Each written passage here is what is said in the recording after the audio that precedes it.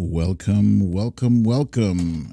to another episode of Storytime with BDD. This is a special episode of Storytime with BDD, and I'm your host, BDD, aka Brooklyn Dad. Happy Monday, everyone. I hope you guys had a nice weekend, and we're looking forward to a nice week. I understand the temperatures are going to be hot today and this week. Some parts of the country are looking at like 100 degrees, 90s and 100s. So stay cool out there, guys, if you are able. So this morning, as you know, we're looking forward to day two of the January 6th hearings. So as we know, you guys were here with me on day one. That was Thursday, and that was in prime time. And it was a big deal. We had 20 million people tuned in to see what went down on January 6th and who done it. 20 million. So just for a frame of reference, right? More people tuned in to the January 6th hearing on Thursday than tuned in to Game 7 of the World Series a year ago. Game 7, it's a pretty big game.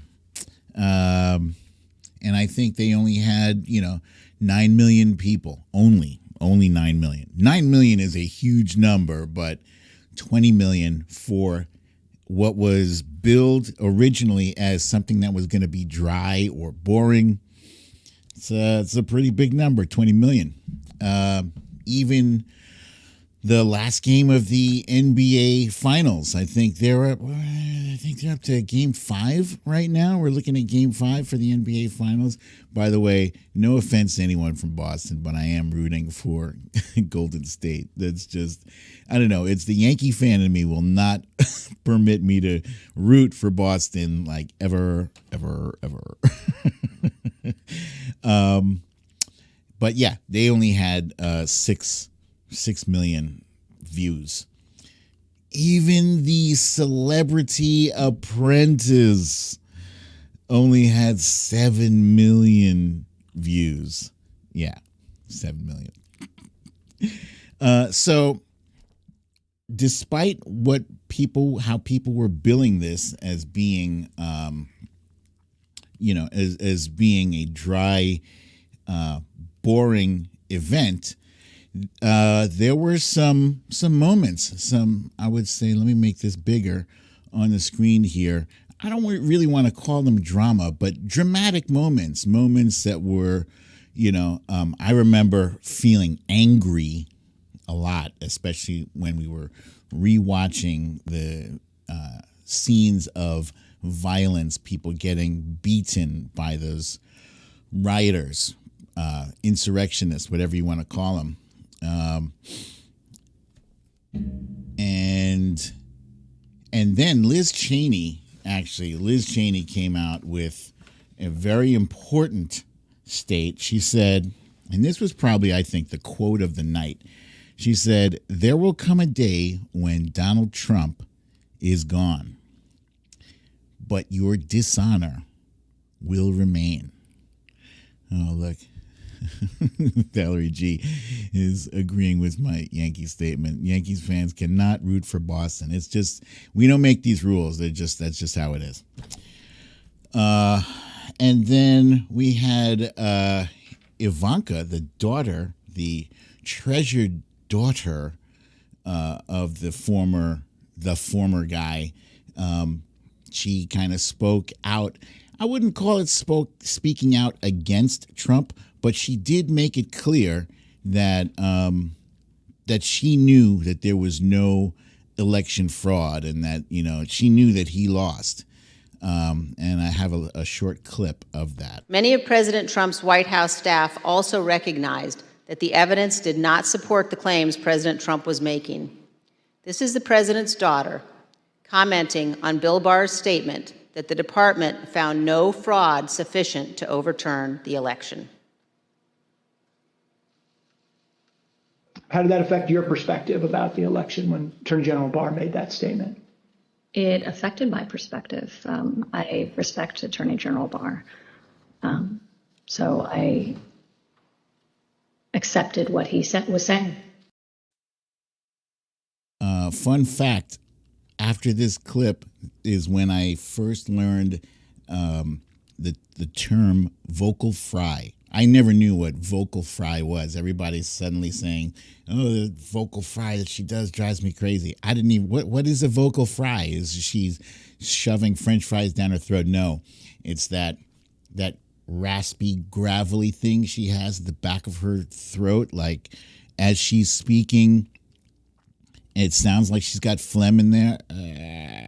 So that's a vocal fry. I did not know. Anyway, some people were speculating that after her appearance in the January 6th hearing, that knocked her down a peg or two in the eyes of her father. As he posted on Truth Social, Ivanka Trump was not involved in looking at or studying election results. She had long since checked out and was, in my opinion, only trying to be respectful to Bill Barr and his position as Attorney General. He sucked. Of course, he's got to throw in. He sucked. Truth Social has been trending a lot on Twitter recently, and I think that's mainly because anybody who has the audacity to mention January 6th on Truth Social gets banned. So much for that free speech. Huh, you guys? Yeah. And then Jared Kushner, they got him talking about pardons. He was like, I kind of, like I said, my interest at that time was on trying to get as many pardons done. Like, wow. And as we now know, quite a few of those pardons that were being requested were coming from members of Congress, and to which I believe Jamie Raskin said by the end of these hearings, we will know which members of Congress were requesting pardons. And as many a learned scholar has said, if you ain't guilty, you don't need no pardon. If you're guilty of nothing, you don't need no goddamn pardon. All right. Let me take a brief moment to welcome some of our guests here that I see are joining the chat here. I see Chris Princess is saying Trump, don't accept he lost. That is the only reason here for this. He lost the election, period. I see Karen Knight saying good morning. We have affiliate programs and income online programs. Okay, you got your mention there. I see Zephyr 1999. He checked out the first golf trip. Who else do we have? Samantha Hawkins is here. Sylvia Correa, Monique Lee, Tina G, Wilbur McCarthy, Meredith Powell, Bernadette H, Shell Teresa. I have to say Bernadette H because we have several Bernadettes in our crew. Our reliable, shows up every time crew. GLB is here with the good morning. Foxhill Dreams. Did I say Sylvia Correa? If I didn't, I'm saying it now. So welcome to all you guys. As Rose Colon is here. Claudia. And I think Valerie G too. Okay. Oh, Cindy C is hiding, hasn't slept, and eyes can't focus on chat. Okay, so welcome you guys. Glad to have you all here. There's Susie Brizuela.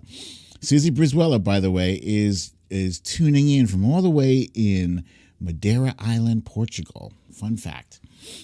And Patricia Haverkamp. Okay, where was I? Jared Kushner. Yeah, so that dude really needs some comeuppance. I think one of the best testimonies given on Thursday was by Officer Carolyn Edwards. I'm not sure if it's Carolyn or Caroline. It's spelled Caroline, but I think it's pronounced Carolyn. And I see you there, Sandra from Paramount, California. Welcome.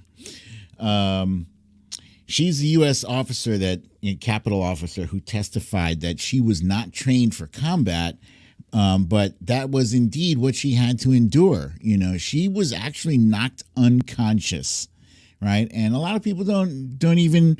It doesn't even occur to you that women were amongst the Capitol officers who were beaten and abused and called all manner of nasty things. They were called traitor just for doing their job and defending the Capitol. And after she was knocked out unconscious, she returned to the fray. She returned to stand by her brothers and sisters and hold that line, which shows an incredible amount of bravery on her part, I think. I see it, Teresa Morales. There she is. There you go, Teresa Morales. And Matt Meehan, there's my boy. There he goes. Okay. She also testified that she was slipping in people's blood. I mean, it's gross, but it's also shocking. Oh, look at this. Catlini is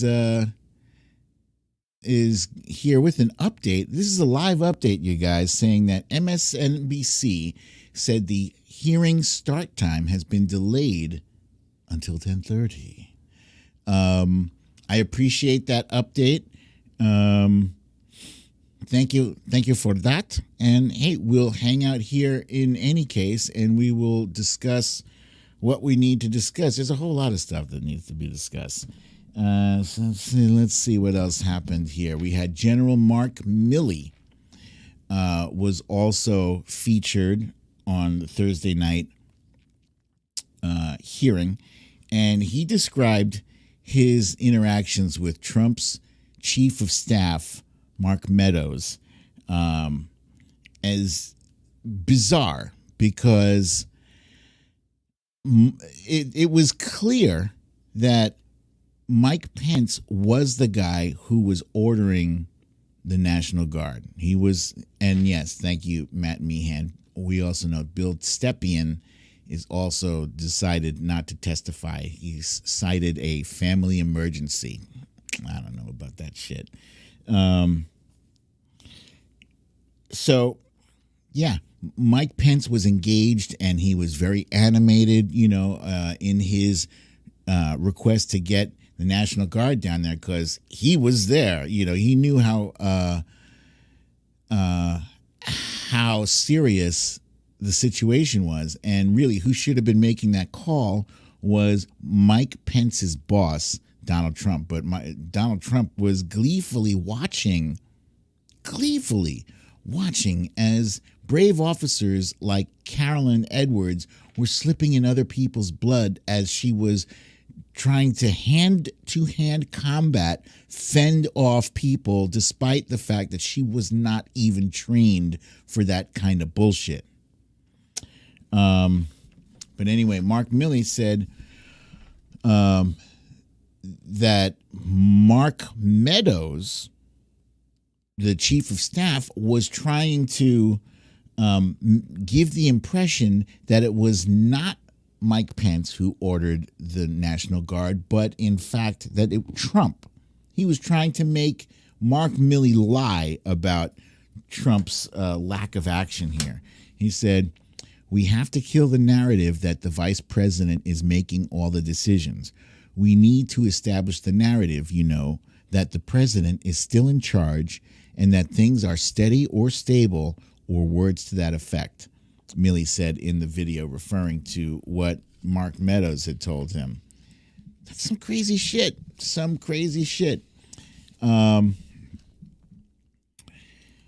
Because we know that Trump was only engaged in gleefully watching the mayhem unfold and telling people like Kevin McCarthy, who was complaining about the riot and saying you got to do something. He was complaining. He said, maybe you don't care, as maybe you're not as angry as the rest of these people are.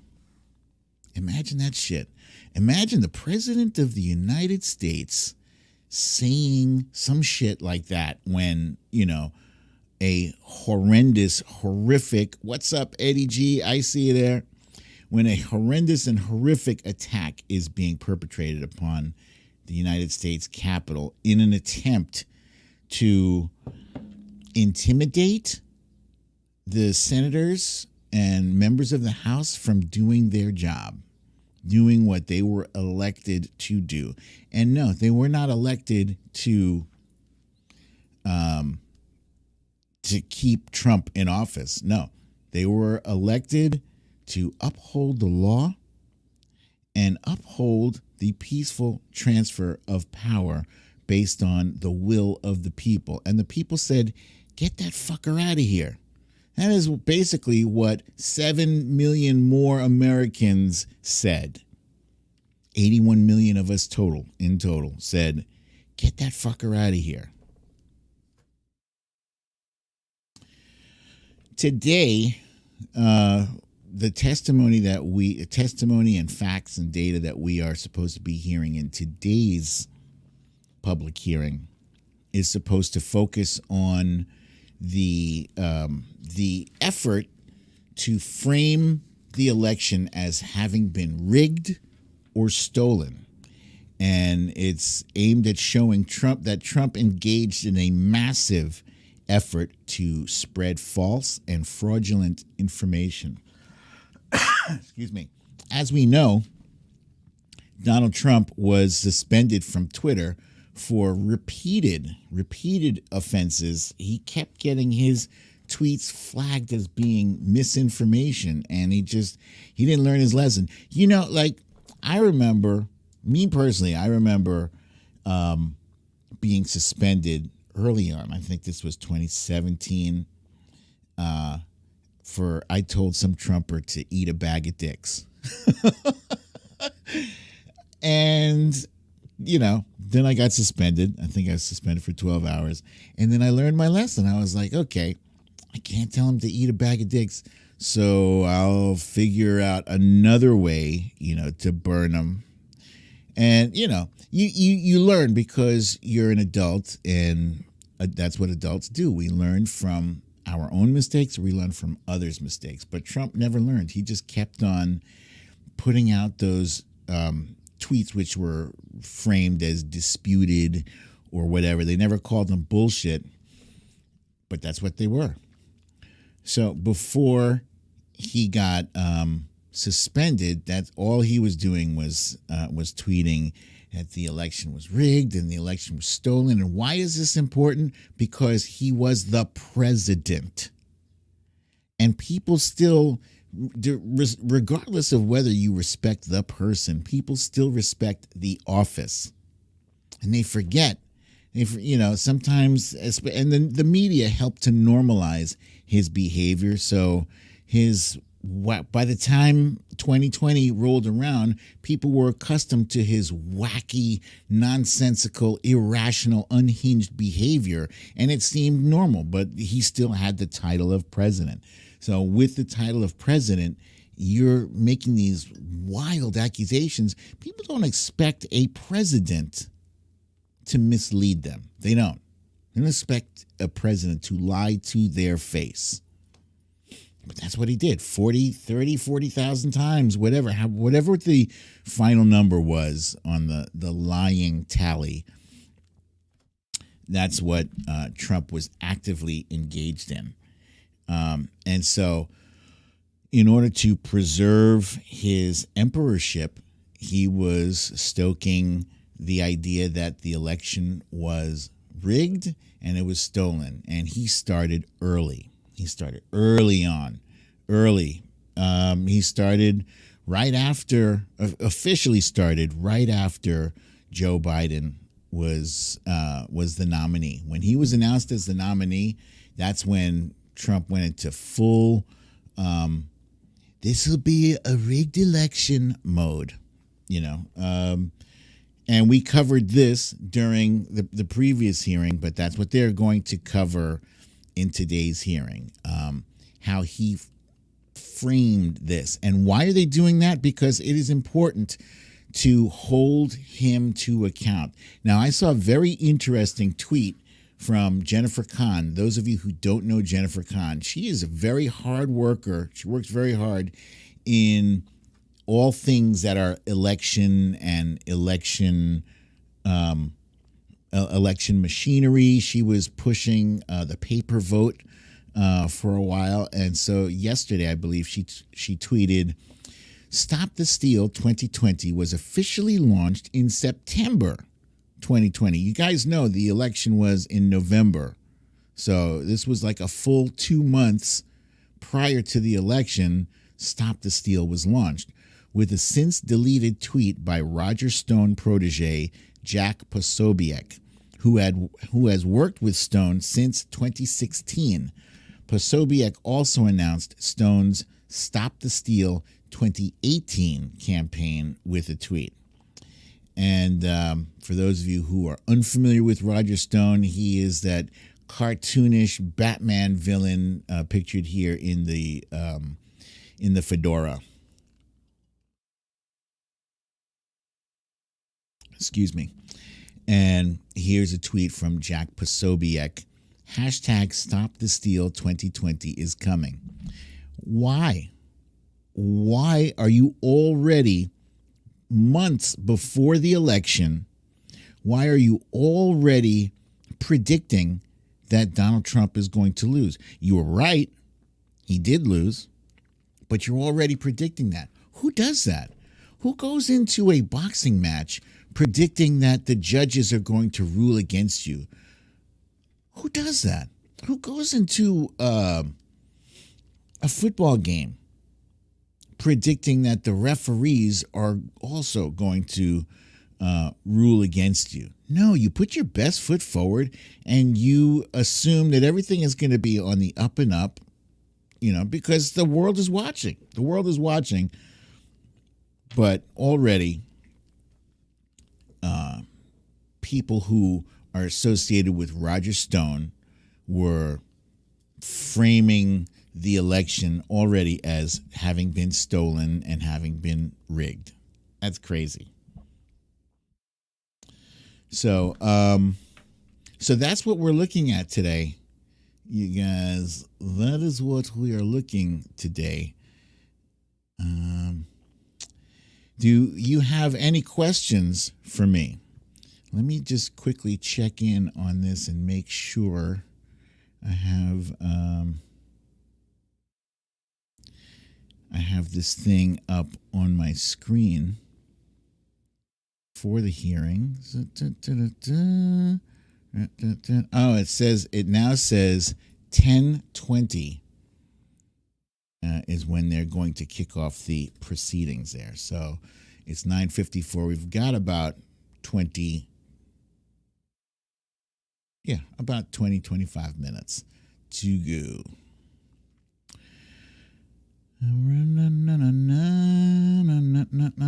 Okay, so while we wait, let's discuss some of the other things that came up this weekend.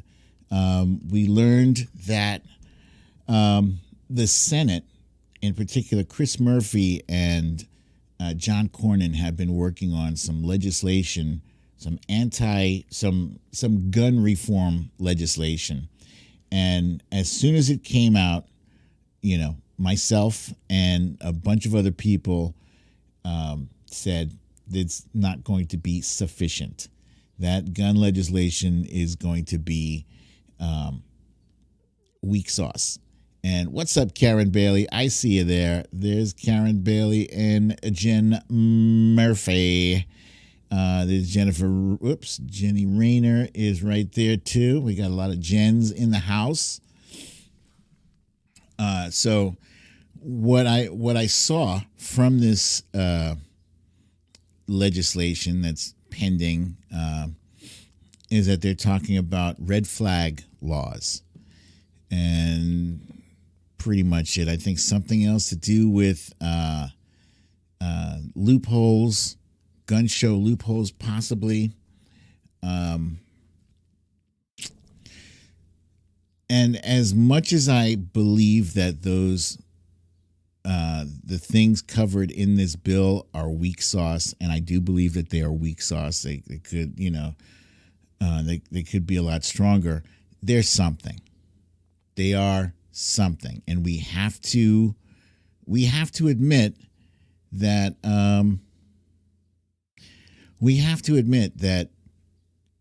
the only way forward with gun legislation is going to be incremental. That's it. That's what we get. We don't like it. We don't have to like it, but we also have to deal with reality. With the numbers the way they are, unless we had 60 Democrats in the Senate, I should say 62 because of Manchin and Sinema.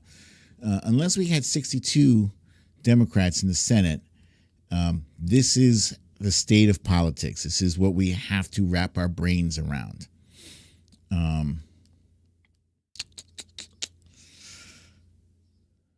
Let's see. Chris Princess asks, she says, you think Trump got to run again for president after all this? He do. It's an interesting question because it sure does look like that's what he's gearing up to do. I mean, you wonder, how can he back down now after all this hoopla, after all the fundraising he has done to run for president again? How can he back out? Well, if he ends up being held accountable either through January 6th hearings, and the people who are in charge of the January 6th committee believe that they have enough to charge him with crimes, criminally charge him. There's that, and there's also, as I've mentioned before, the deal going down in Georgia, in Fulton County. I just need you to find 11,780 votes. That deal. So, yeah, he might run, but it looks like Ron DeSantis is running a strong second to Trump. Oh, wait, here we go. We got Zephyr 1999 saying, I believe DeSantis is as much a danger to our democracy as Donnie the Con. We must vote against them again. Indeed. Ron DeSantis actually worries me a bit because he has that Chris Christie vibe. I don't know if you guys remember when Chris Christie first burst onto the scene, So what Ron DeSantis is kind of doing is he's like a hybrid of Chris Christie and Donald Trump. And I'm sorry this early in the morning to put this awful visual in your head, but it's kind of like if Chris Christie and Donald Trump had a baby, it would be Ron DeSantis. Because when Christie first burst onto the scene, he was famous or infamous for how he treated the press. And people liked that. They liked that he was a bully to the press. If you're hearing that sound of water, that's my app to remind me to drink water. I had to install that because I have not been drinking as much water as I need to. It's quite helpful, but then I just put it to sleep and I forget about the reminder. So part of what Ron DeSantis does, he has this strongman thing to him, the same thing that Chris Christie used to do. And he would bully the press, which is already very unpopular with Americans. And then he also has that Trumpian thing. He's doing the thing with the hands. When he speaks, watch, you'll see he does these things and a lot of the accordion playing. And he is also a liar, too. And he's also taken on the culture wars, he's done the Stop Woke Act. So immediately, these are things that are nonsensical and petty and trivial to us, but on the right, it's like, oh, he's taking on the left, he's taking on the wokeism and this and the CRT and and the LGBTQ and all that stuff. So people on the other side, people on the right, they are concerned about these things, and we can't just ignore them.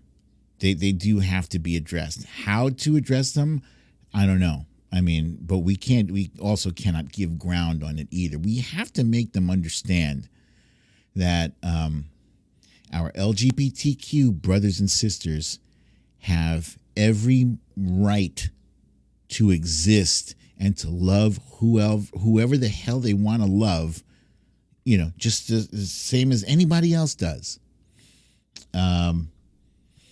They have to also understand ain't nobody teaching CRT to freaking kindergartners, God damn it. It's a law school thing. But also, how are you saying I'm not racist, but then you don't want to teach your kids? You don't want your kids to be taught the history of slavery and racism in America, because those who forget their past are doomed to repeat. Well, I didn't have anything to do with that. Yeah, neither did we. We didn't either. No living person owned slaves. No living person did. But it is our duty. Thank you, Samantha Hawkins, for the smash the like button reminder. If you are amongst the lucky folks who are watching on YouTube and getting to make comments and have your comments posted on the screen as I'm doing with Samantha Hawkins, please remember to hit that like button, because the YouTube algorithm for some reason likes the like button being hit. So yeah, these folks have to understand how important it is for us to keep moving forward. We are not past racism, not by a country mile are we past racism. There's still a whole shit ton of work that we have to do, and we can't get that work done if you're already deciding to put those lessons away. Information, knowledge, education is the answer to racism. Nothing else. Nothing else will solve racism. Nothing.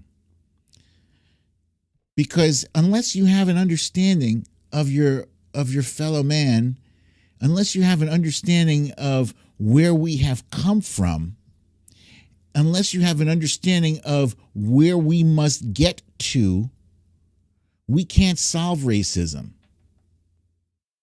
So, declaring, arbitrarily declaring that racism is over and there's no need to study it anymore is ignorant. You don't want your kids to feel uncomfortable. Tough shit. You hear the saying, no pain, no gain. That's real. It's not just for exercise. It's not just for working out. It means emotional growth too. So anyway, where was I? Gun legislation. I digressed all the way over from gun legislation to racism somehow. But so we also, in addition to staying on top of the fight for racism, we also have to stay on top of the fight for gun control. And Stephanie L., good morning to you, my friend. She says, glad you're doing this. I'll miss a lot. Go to visit my dad in the hospital soon. I'll catch up later. Best wishes to your dad. We hope he recovers from whatever he is suffering from in the hospital.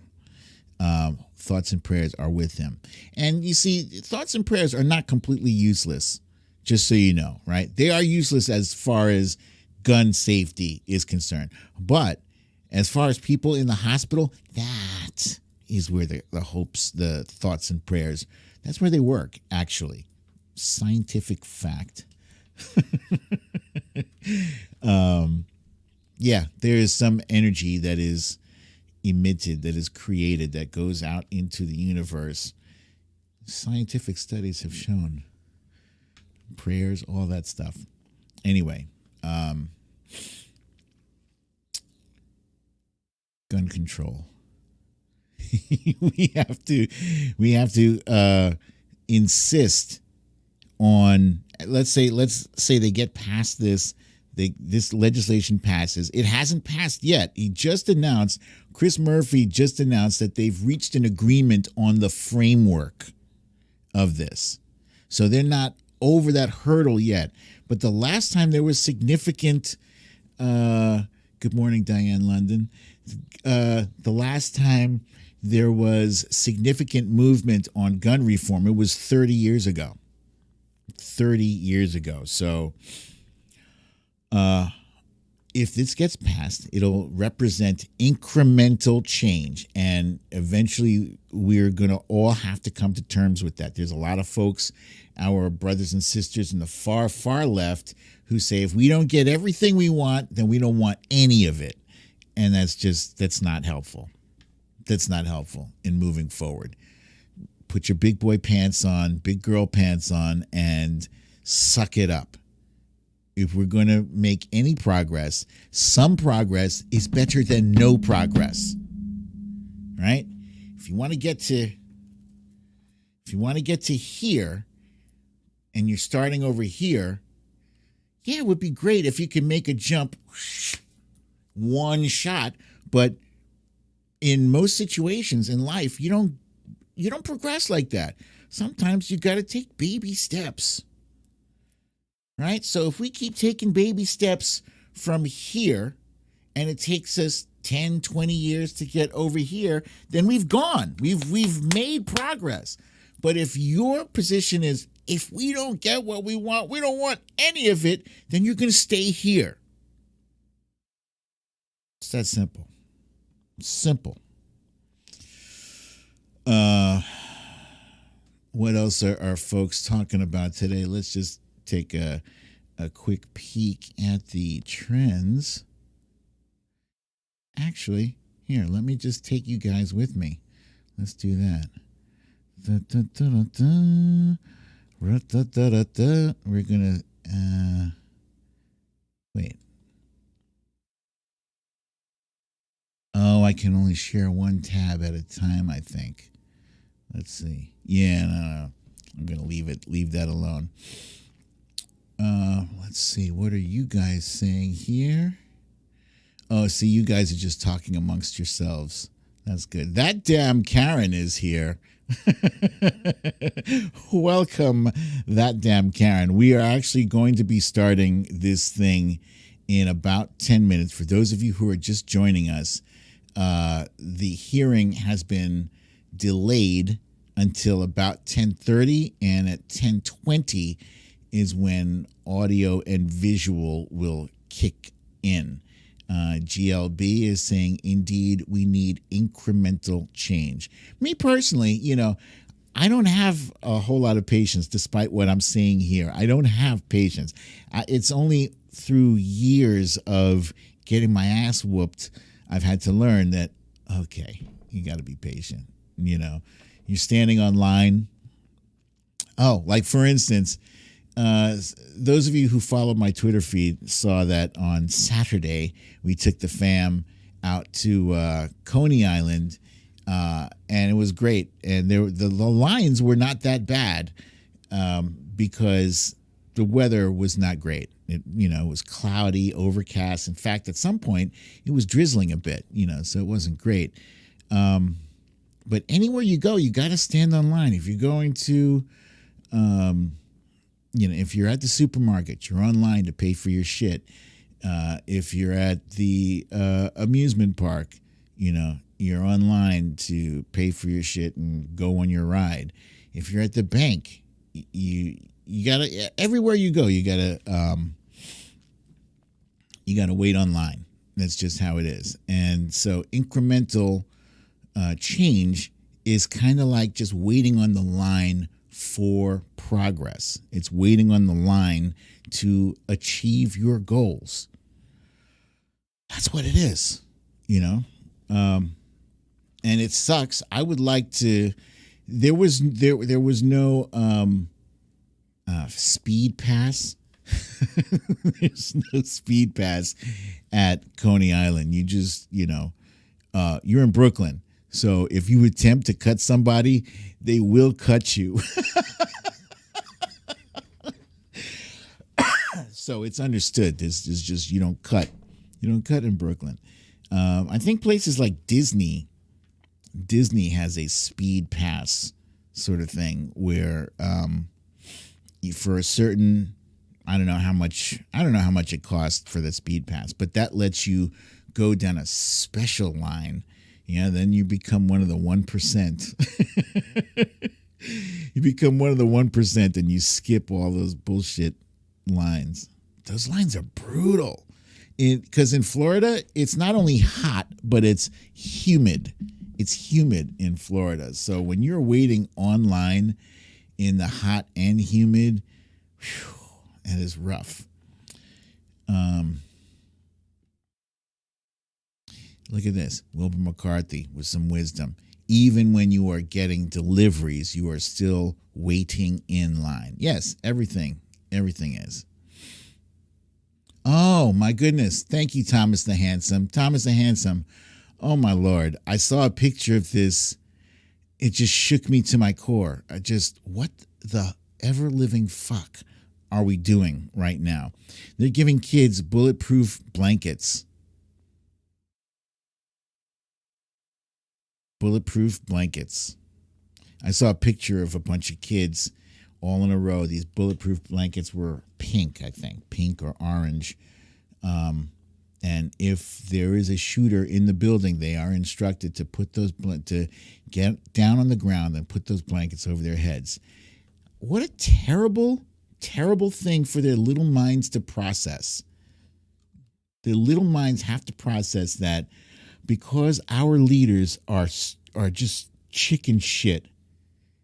We cannot focus on learning our ABCs and our 1, 2, 3s, and we have to learn about saving our own damn lives. Oh, they're orange. Thank you, Thomas. That's unreal. Unreal.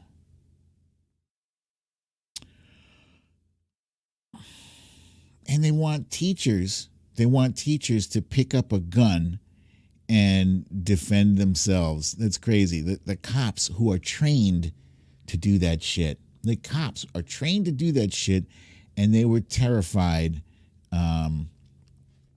They would not go into that classroom in Uvalde, Texas. Sandra from Paramount is also reminding us that this weekend it was great. She says 20 men. Oh, wait. Oh, yeah. I thought it was 31 men. But whatever the case, it was double-digit white supremacists, Nazis, stuffed into a U-Haul truck. Why do they do that? That is like the most... That is the most... This is the stupidest way of getting around, in my opinion. You know, U-Haul truck. Have you guys seen the inside of the back of a U-Haul truck? There's no way. That's no way to travel. It's bad enough when you're sitting in the front seat, when you're driving and you hit a bump. You know, you're at least you're sitting, you're strapped in, you're fine. You're in the back and you hit a bump, you get jostled the hell all over the place. It's insane. These white supremacists, what they do. And then they got unmasked like they were in an episode of Scooby-Doo. It's fantastic. It's fantastic, you know. Star Schmid is here, y'all. Star Schmid, welcome, my friend. She says she's sneak texting on this one. They are idiots. Yeah. Here's GLB who says they live in Idaho and the U-Haul supremacist posted bail for $300. You see that? I wish I almost wish I hadn't seen that. God damn it. Still, they still got busted. Sons of bitches. Adrienne Gladish, welcome, my friend. She says she saw a post from a student protest with a student holding a sign saying, "I don't want to text 'I love you' to my mom from under a desk." Whew.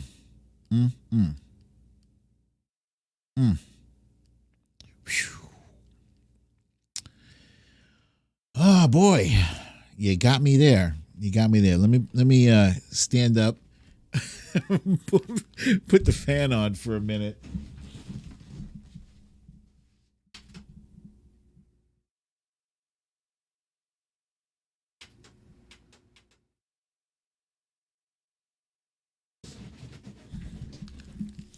You guys who are veterans, or regular viewers of Storytime with BDD know that Brooklyn Dad is very sensitive and is always just that far away from breaking down.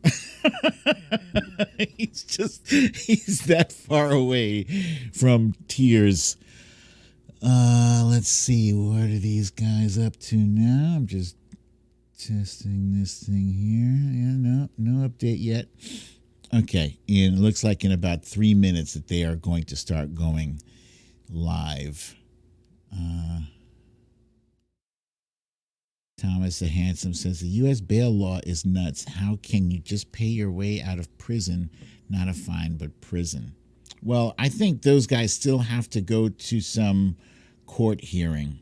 And, if it was a misdemeanor, first of all, if it was a felony, it's a lot harder. If they were looking at felony charges like murder, then you're looking at, $20,000, $50,000, $100,000 to get out of that situation. It's very different.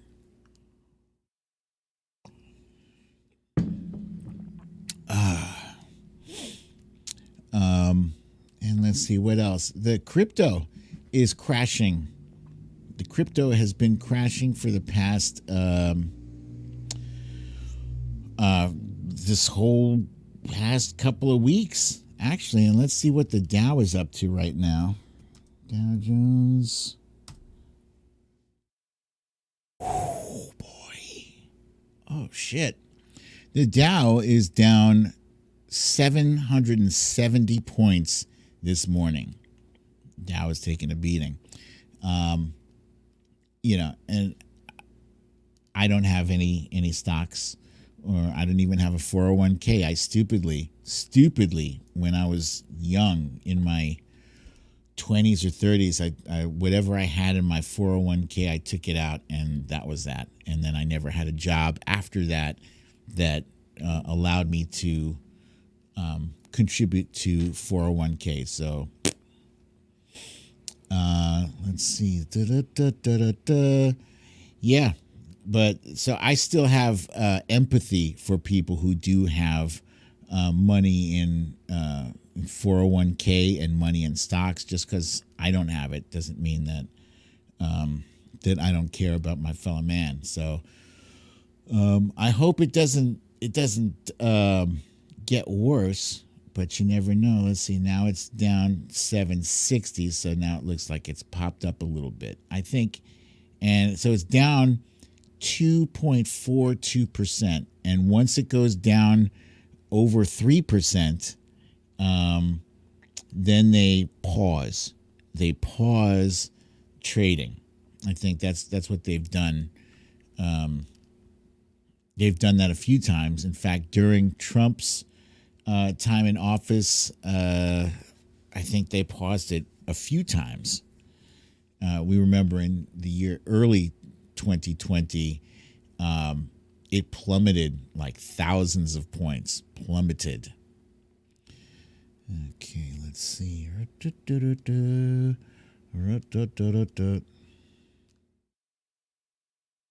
Still nothing on this thing here.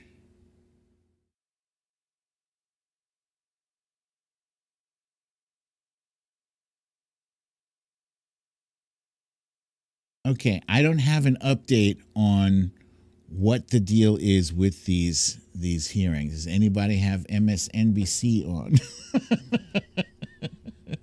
What are they saying about these hearings? Are we on schedule to start on time? To start at 10:30?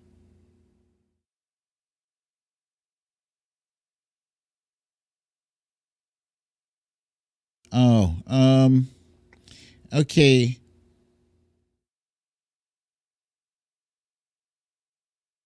We're going to need our moderators to handle this. There's a nasty bot posting spam in our thing here. Can you? It says naked HD. Don't click on that. Don't click. Whatever you do, don't click on that, because that could be some malicious links or something. You got it, Tina G. Thank you. Thank you very much. C-SPAN says 10:30. Okay, good. Okay. Let me just do this.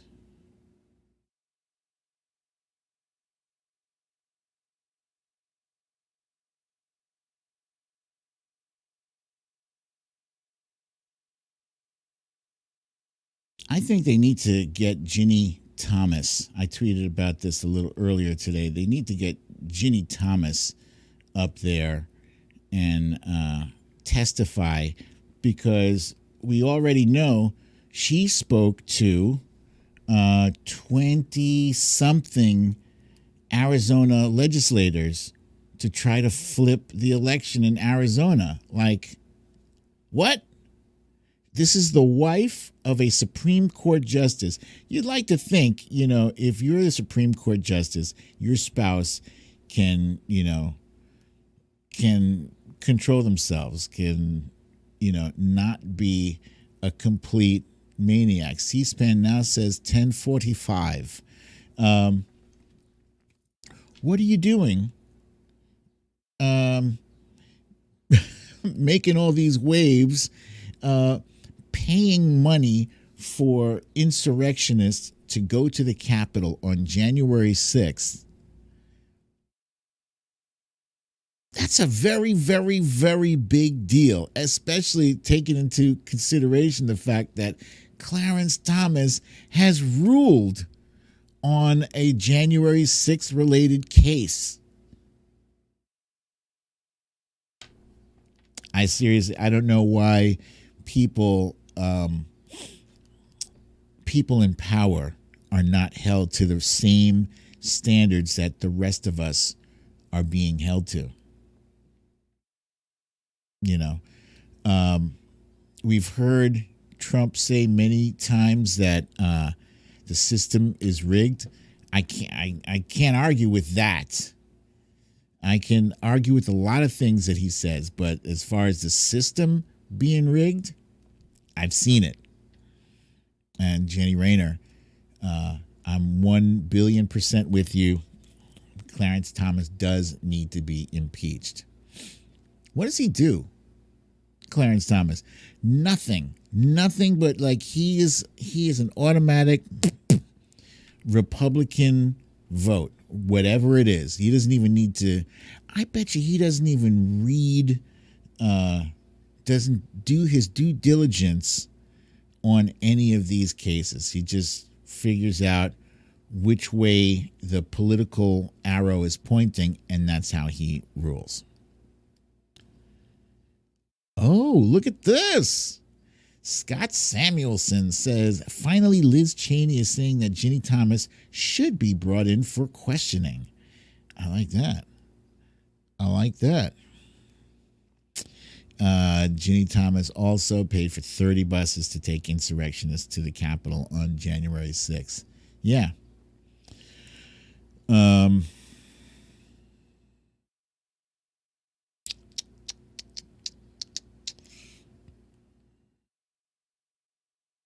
Okay, so now I'm seeing updates from Claudia and a bunch of other people saying C-SPAN now says 10:45.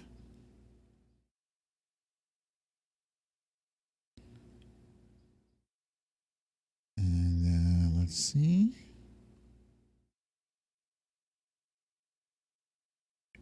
Oh, okay. Apparently we do have video on C-SPAN. So let's see. Oh, here's an ad. Hold on. There we go. All right. So now we do have video, you guys. So I'm going to go ahead and throw that up. No, that's not it. I want it. There we go. Okay, so people are milling about and kicking the Willy Bobo, getting ready to start this thing up.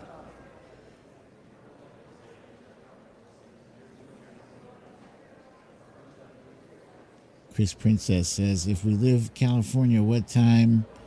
So 10:45, 7:45 for my California friends. Yes. Aries Wanderer, welcome, my friend. I see a Tamika Piper is here. Welcome, Tamika Piper.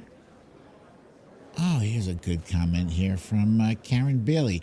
Pack the SCOTUS with opposing patriots that will abide with any and all ethics constraints that apply to all judges. You would think that ethics would be like a default setting, right? When we hear about a Supreme Court justice, you would like to believe, despite the fact that they're being nominated by a Democratic or Republican president, they're a judge, right? What do you think about judges? You think that they are supposed to rule on the side of the law, and only that, which means that partisan political considerations are put to the side. It doesn't matter what I think about this issue. It matters how the law needs to be interpreted. But they are interpreting the law according to how their political leanings are. And that's a sad state of affairs. That's where we are with our Supreme Court. Maybe the whole thing is screwed. Maybe we need to start fresh, because frankly, when we Democrats, when our liberals, when our presidents nominate Supreme Court justices, we want them to make sure that these justices, one, defend Roe v. Wade. That's usually like right at the top of our list. So now we're already screwed because Roe v. Wade is on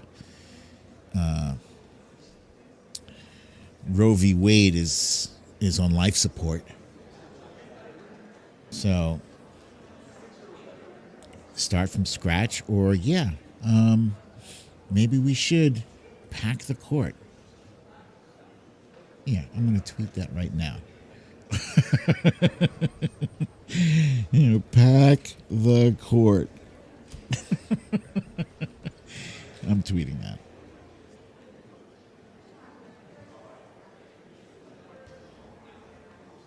Just for no other reason other than the fact that that's what we should be doing. Let's see. Scott Samuel says, Fannie Willis is a brilliant woman. Her legal team will be the first to bring charges against Trump. Now we're live at the Cannon House office building, waiting for the second January 6th Select Committee hearing to begin. Among the witnesses today, former Fox News political editor Chris Steyerwalt. Today's hearing was supposed to start about 30 minutes ago, but one of the witnesses had to cancel due to a family emergency. That was former Trump campaign manager William Stephan. Now expecting the hearing to start in about 15 minutes. 10:45 a.m. Eastern Time. If you do step away from your TV today, you can continue watching the January 6th committee hearing on the go with the C-SPAN Now app. It's our free mobile video app. And a reminder, the January 6th committee hearings and all of our C-SPAN programming is brought to you as a public service by these television companies, including Dish Network, Comcast, and Charter. Wait. Diane, why are you saying JFK is almost there?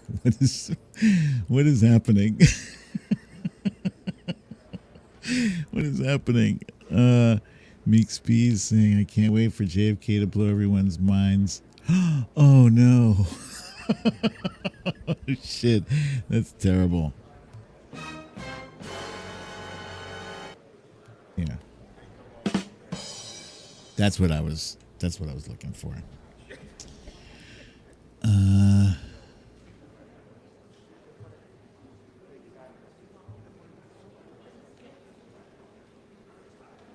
Chris Princess wants to know why is Fox News not showing these hearings? Well, because Chris, a lot of the people in the Fox News orbit, their food chain, the people that they have on the show for interviews all the time, Republican senators, Republican House members, they are implicit. They are implicated in this January 6th crime. Mike Lee spent an inordinate amount of time trying to find a way to kick the election to Trump, despite the fact that he didn't have the votes. Mike Lee, Senator Mike Lee of Utah. Or the shorter version is Diane saying because they are guilty too. Shorter version is good. I like that. Thank you, Diane London. And let's see.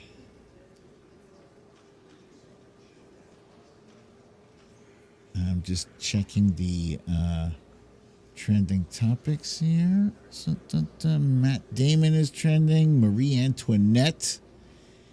Airbnb, Eddie Izzard, drill, Black Monday, stock market crash. Those are trending for me. You guys know that there are two different, on Twitter, there are two different trending views. One is trends for you, and the other one is trending nationally. Trends in the U.S., whatever. So trends for you are they're specific to things that you tend to browse or scroll through, and the other one is just things that there's a lot of BTS. I swear to God, this whole damn past 2 years, half of the trends are BTS related. You guys know BTS? That's the I think they're Korean pop group, like insanely popular. Whoo boy. BTS.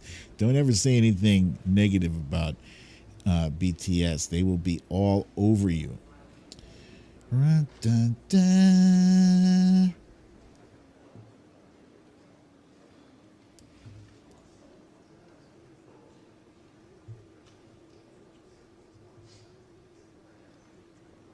Oh, I will say this. I don't have stocks, but I will admit, I do own a tiny, insignificant amount of crypto because I don't have disposable income, but I did not want to miss the boat entirely in case that shit was legit. So if my investment were to poof disappear, which I think maybe it has disappeared. I have not checked it in well over a month. But if it were to disappear, it's no big whoop. But if somehow it were to skyrocket, I don't know. I'm letting that thing sit for years, like my comic books. I have comic books. You guys know I collect comic books. And back in the day when I was young, I did not hold those comics. I would, I was running out of space, so I'd like sell off like 1,000 comic books. And if I had held on to those damn comic books that I had back then, some of them would have been worth 1,000, $5,000, $10,000 today. So some of those would have been very valuable. So Sarah B says her crypto is down to like $50 now. Yeah, the nice thing I think about crypto is that, you don't have to be a millionaire or a thousandaire to, to invest in it. You can invest, $100, $100, $200 in some very, very cheap stock and kind of speculate on what you think the stock is going to do. And but I am by no means, do not get it twisted. I am not advocating for anybody to take their life savings and plunk it in there. I would be, oh my God, if I had sunk life savings into crypto, I would be beside myself right now. There's a lot of people who have taken out loans. You've taken out loans against their houses to invest in. I don't know why you would do that.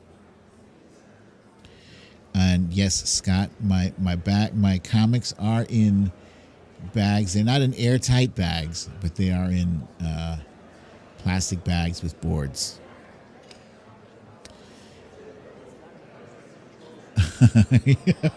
Here we go. Aries Wanderer with a Chloe update.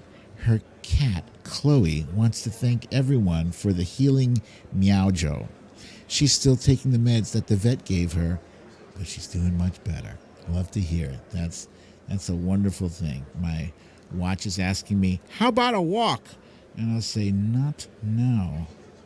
I have one of those fancy digital watches that wakes me up every hour or so and says, hey, get your fat ass up and stretch. Get your fat ass up and stretch. Zephyr says they have some old symbol stock. Not sure if it is worth crap now, but they used to split all the time. I'm not even familiar with symbol stock. What is that?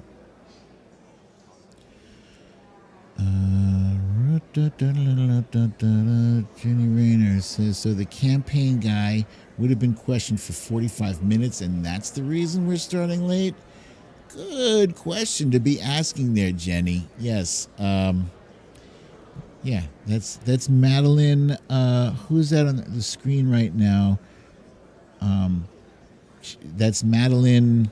I keep wanting to say Madeline Kahn. It's not Madeline Kahn. It's, Madeline her. Help me out, guys.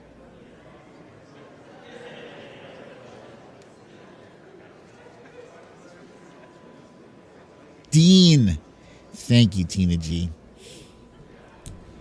This is, those of you who are new to this streamcast, my viewers are amongst the sharpest viewers on the whole entire interwebs.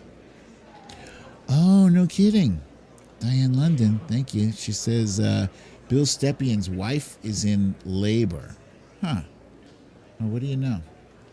Well, then I take back all the negative things I was thinking about Bill Stephan. I thought he was just making an excuse to get out of testifying. Yeah, obviously your wife is in labor. That is, definitely a family, that definitely qualifies as a family emergency. And live coverage this morning from the Cannon House office building, waiting for the second day of the January 6th Select Committee to begin. It's the first of 3 hearings this week. We're going to be hearing from witnesses today, tomorrow, and Thursday. We'll be showing each day's hearing again in the evening on the C-SPAN networks if you missed the live coverage during the day. Today, testimony from former Fox News political editor Chris Steyerwalt. Due to a family emergency, former Trump campaign manager William Stephan will not be appearing as scheduled today. He was to testify under subpoena. Instead, his lawyer will be making a statement on his behalf. We're expecting the hearing to get underway in about 5 minutes. If you do step away from your TV today, though, you can continue watching the January 6th committee hearing on the go with C-SPAN Now. It's our free mobile video app. And a reminder, the January 6th committee hearings and all of C-SPAN's programming is brought to you as a public service by these television companies, including Dish Network, Comcast, and Charter. I just saw this message from the Trump Reaper. She says, but I wish I had bought Google stock in 2003. Who out there, raise your hand if you wish you had bought some Google stock. Good Lord. If we had bought Google stock in 2003, we'd be rich, biatch. We'd be rich. Yeah. What is the thing that people are constantly looking for now and every year since then is what is the next Google or Amazon? Amazon was another stock. If you had bought that, you'd be freaking on a yacht somewhere chilling right now. Does anybody know? Anybody out there is a stock savant and knows a little something about the up and coming juggernauts that, they're relatively cheap right now? Imagine if you could have got in on Google stock when it was like $1. Can you imagine? And you just said, you know what? I'm going to buy 1,000 shares of Google at $1 per share. What is happening with Elon? Lucy L wants to know. Let's see. Let's do a search for, what's the name of that stock? Elon Musk, Tesla. Oh, shit. Tesla is down to 647 right now. Whew, boy.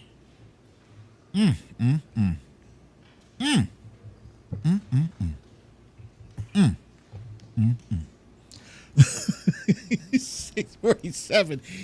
So just that Tesla stock was at 720 on Friday. Whew, boy.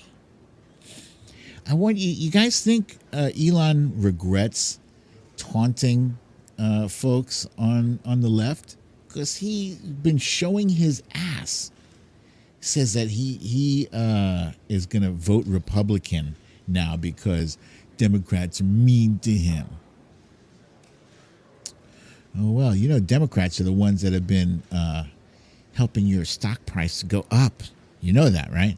Democrats are the ones buying your shitty accident-prone cars. I watched a documentary about a week or two ago about the Tesla and how it cannot differentiate between a truck or a brick wall. And so people were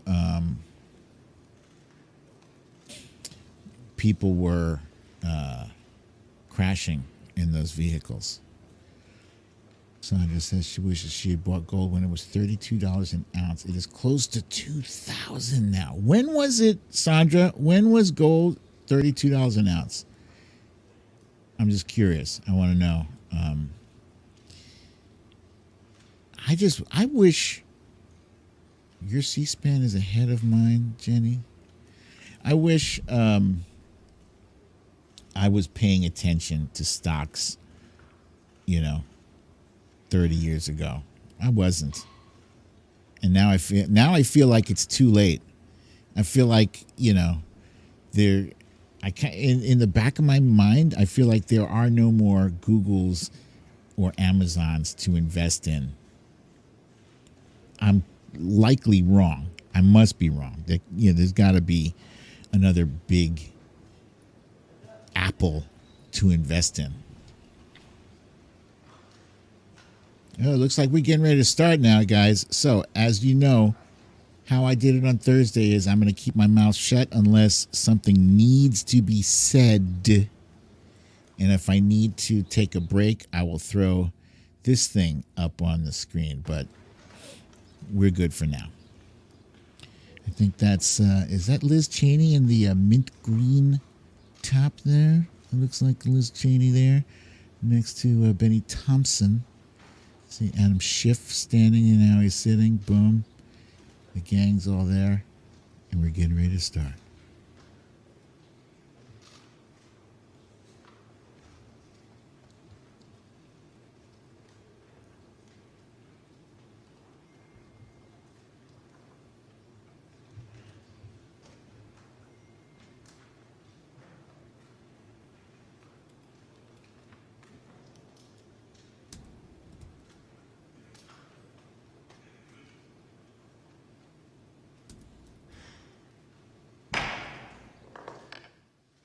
The Select Committee to investigate the January 6th attack on the United States Capitol will be in order. Without objection, the chair is authorized to declare the committee in recess at any point. Pursuant to House Deposition Authority Regulation 10, the chair announces the committee's approval to release the deposition material presented during today's hearing. Good morning. Last week, the Select Committee laid out a preview of our initial findings about the conspiracy overseen and directed by Donald Trump to overturn the results of the 2020 presidential election and block the transfer of power, a scheme unprecedented in American history.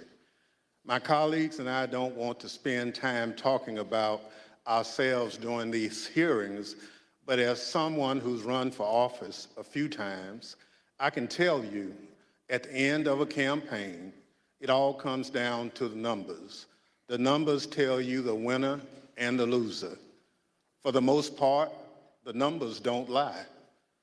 But if something doesn't add up with the numbers, you go to court to get resolution. And that's the end of the line. We accept those results. That's what it means to respect the rule of law. That's what it means to seek elective office in our democracy. Because those numbers aren't just numbers, they're votes. They're your votes. They are the will and the voice of the people. And the very least we should expect from any person seeking a position of public trust is the acceptance of the will of the people, win or lose. Donald Trump didn't. He didn't have the numbers, he went to court. He still didn't have the numbers, he lost. But he betrayed the trust of the American people. He ignored the will of the voters. He lied to his supporters and the country. And he tried to remain in office after the people had voted him out, and the courts upheld the will of the people. This morning, we'll tell the story of how Donald Trump lost an election and knew he lost an election, and as a result of his loss, decided to wage an attack on our democracy, an attack on the American people by trying to rob you of your voice in our democracy, and in doing so, lit the fuse that led to the horrific violence of January 6th, when a mob of his supporters stormed the Capitol sent by Donald Trump to stop the transfer of power. Today, my colleague from California, Ms. Lofgren, and our witnesses will detail the Select Committee's findings on these matters. But first, I will recognize our distinguished Vice Chair, Ms. Cheney of Wyoming, for any opening statement she'd care to offer. Thank you very much, Mr. Chairman. Last week, as the chairman noted, our committee began outlining a 7-part plan overseen by President Trump to overturn the 2020 election. Today, we will begin looking at the initial part of that plan, President Trump's effort to convince millions of Americans that the election was stolen from him by overwhelming fraud. A federal court has already reviewed elements of the committee's evidence on this point and said this, quote, "In the months following the election, numerous credible sources from the president's inner circle to agency leadership and statisticians informed President Trump and Dr. Eastman that there was no evidence of election fraud," close quote, sufficient to overturn the 2020 presidential election. The court's opinion methodically documents each of the principal reasons for that conclusion, and I would urge all those watching to read it. Today, we will begin to show the American people some of our evidence. Today, you will hear much more from former Attorney General Bill Barr's recorded testimony, and you will hear in greater detail what others in the department told President Trump, that his claims of election fraud were nonsense. You will also hear much more from President Trump's own campaign experts, who had also concluded that his fraud claims could not be supported. Let me focus briefly on just 3 points now. First, you will hear firsthand testimony that the president's campaign advisors urged him to await the counting of votes and not to declare victory on election night. The president understood even before the election that many more Biden voters had voted by mail because President Trump ignored the advice of his campaign experts and told his supporters only to vote in person.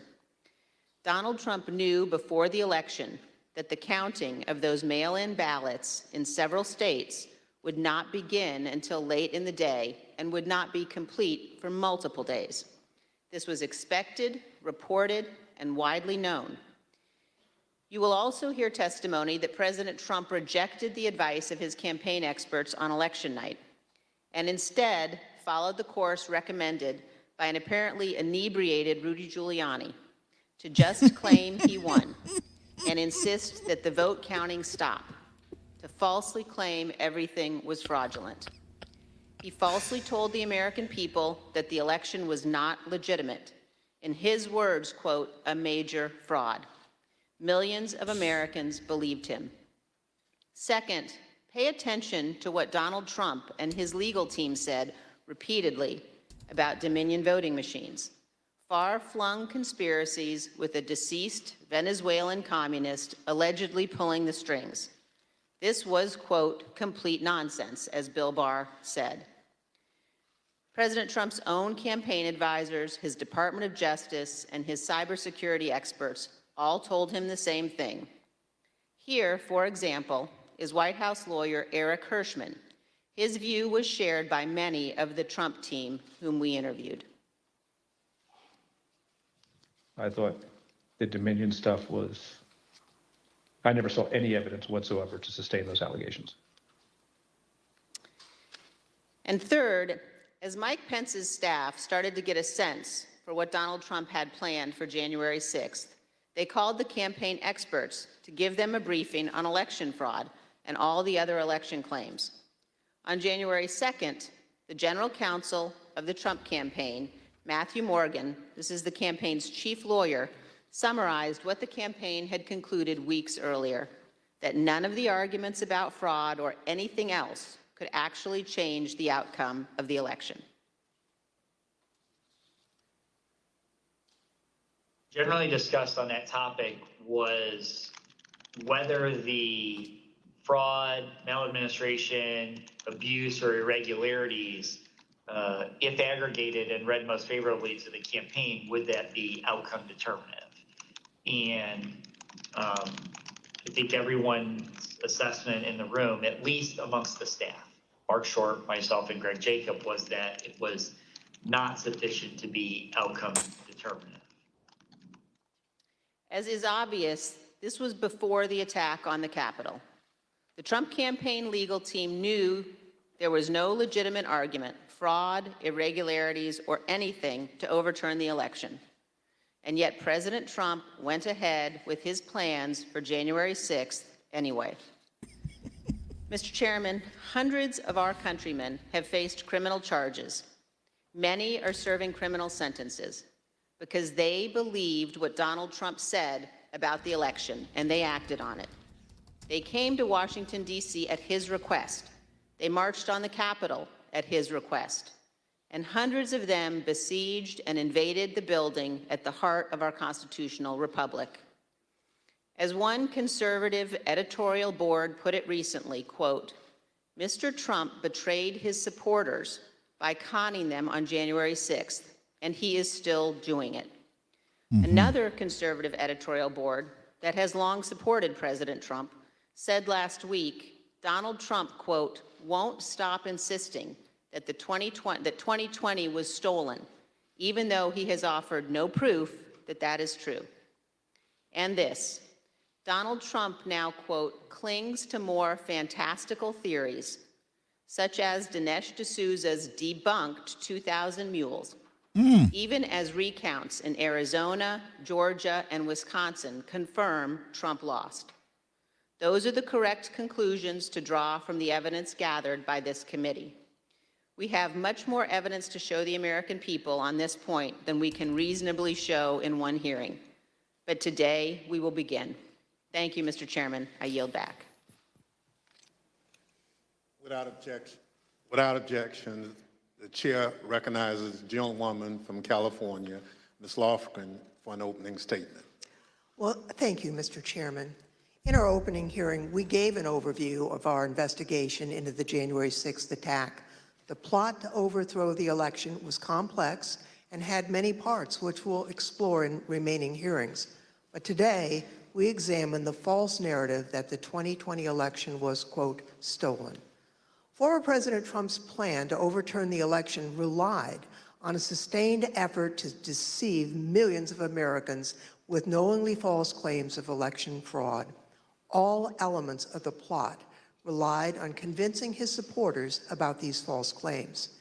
Today, we'll demonstrate the 2020 election was not stolen. The American people elected President Joe Biden. We'll present evidence that Mr. Trump's claims of election fraud were false, that he and his closest advisors knew those claims were false, but they continued to peddle them anyway, right up until the moments before a mob of Trump supporters attacked the Capitol. We'll also show that the Trump campaign used these false claims of election fraud to raise hundreds of millions of dollars from supporters who were told their donations were for the legal fight in the courts. But the Trump campaign didn't use the money for that. The big lie was also a big ripoff. The former president laid the groundwork for these false claims well in advance of the election. As early as April 2020, Mr. Trump claimed that the only way he could lose an election would be as a result of fraud. You know the things with bundling and all of the things that are happening with votes by mail, where thousands of votes are gathered, and I'm not going to say which party does it, but thousands of votes are gathered and they come in and they're dumped in a location, and then all of a sudden you lose elections that you think you're going to win. The only way we're going to lose this election is if the election is rigged. Remember that. It's the only way we're going to lose this election. This is going to be a fraud like you've never seen. Did you see what's going on? Take a look at West Virginia, mailmen selling the ballots. They're being sold. They're being dumped in rivers. This is a horrible thing for our country. This is not going to end well. Mr. Trump decided even before the election that regardless of the facts and the truth, if he lost the election, he would claim it was rigged. Mr. Trump was right about one thing. It did not end well. On election night, Mr. Trump claimed even before the votes were counted that his loss was a result of fraud. Now, Thursday, we had testimony from Attorney General Barr about the Department of Justice investigation of Mr. Trump's fraud claims. Barr told Trump directly that his claims were BS. Yet, after hearing the truth and that warning from the AG, Mr. Trump continued to peddle the false claims of fraud. You'll hear detailed testimony from Attorney General Barr describing the various election fraud claims the Department of Justice investigated. He'll tell you how he told Mr. Trump repeatedly that there was no merit to those claims. Mr. Barr will tell us that Mr. Trump's election night claims of fraud were made without regard to the truth and before it was even possible to look for evidence of fraud. Attorney General Barr wasn't alone. You'll see and hear today other Department of Justice officials and senior advisors to Mr. Trump that they told him the claims he was making were not supported by evidence. The election fraud claims were false. Mr. Trump's closest advisors knew it. Mr. Trump knew it. That didn't stop him from pushing the false claims and urging his supporters to, quote, fight like hell, to, quote, take back their country. After he lost the election, various legal challenges were made. You'll hear testimony today from a renowned Republican election litigation lawyer who will explain the normal process by which candidates challenge an election. Rather than accept the results of the election and the decisions of the courts, Mr. Trump pursued a different strategy. He tried to convince the American people the election had been stolen. Many of his supporters believed him, and many still believe him today. The attack on January 6th was a direct and predictable result of Mr. Trump's decision to use false claims of election fraud to overturn the election and to cling to power. Mr. Chairman, I yield back. Thank you very much. I now welcome our first witness. We're joined today by former Fox News politics editor Chris Steiwalt. Bill Stephan, President Trump's former campaign manager, was subpoenaed to be here and was in Washington this morning, prepared to testify. Kevin Marino, Mr. Stephan's attorney, is here with us today. Thank you, Mr. Marino, for coming. And he has advised us that Mr. Stephan's wife went into labor this morning. Mr. Stephan unexpectedly had to travel to be with his wife, and we wish him the best. Due to the depth and rigor of our investigation, we have several hours of Mr. Stephan's testimony from when we interviewed him in February, and we will be presenting that testimony today. I'll now swear in our witness. The witness will please stand and raise his right hand. Do you swear or affirm under penalty of perjury that the testimony you're about to give is the truth, the whole truth, and nothing but the truth? So help you God. Thank you. You may be seated. Let the record reflect the witness answered in the affirmative. I now recognize myself for questions. I want to start by showing a video that tells the story of what was going on in the Trump White House on election night in November of 2020. Do you remember where you were on the night of the election, November the 3rd? I was at the White House. You know where specifically over the course of that night you spent your time within the White House? There was an event that was organized in the residence, so I moved between the residence, a room sort of off the residence where some family members were. I take it the president was upstairs in the residence. He was upstairs. We were kind of on the first floor, so not upstairs. We were with mostly with Ivanka and her brothers and a couple other people who'd be coming in and out. Can you just describe the atmosphere? What were people expecting that night when you got to the White House? I think that there was, typically for people who show up there on election night, it's going to be a self-select, more positive environment. I think people were a little bit nervous, not knowing what was going to happen with the red wave or the red mirage as the debate was being carried out. The Fox News Decision Desk is calling Arizona for Joe Biden. That is a big get for the Biden campaign. Arizona's called. Do you remember that? I do. What do you remember happening where you were when Arizona was called? There was surprise at the call. Who was surprised? Most everyone in the room. Were you being one of them? Yes. Did that shift the atmosphere, the attitude in the White House? Completely. How so? Can you describe that? Because Fox News was the first one to go out and say that. So was it anger kind of directed towards Fox News for making a call more so than like disappointment that maybe the campaign lost Arizona? All the above. So both anger and disappointment. Both disappointed with Fox and concerned that maybe our data or our numbers weren't accurate. Were you in the White House residence during the sort of past midnight into the early morning hours of November 4th?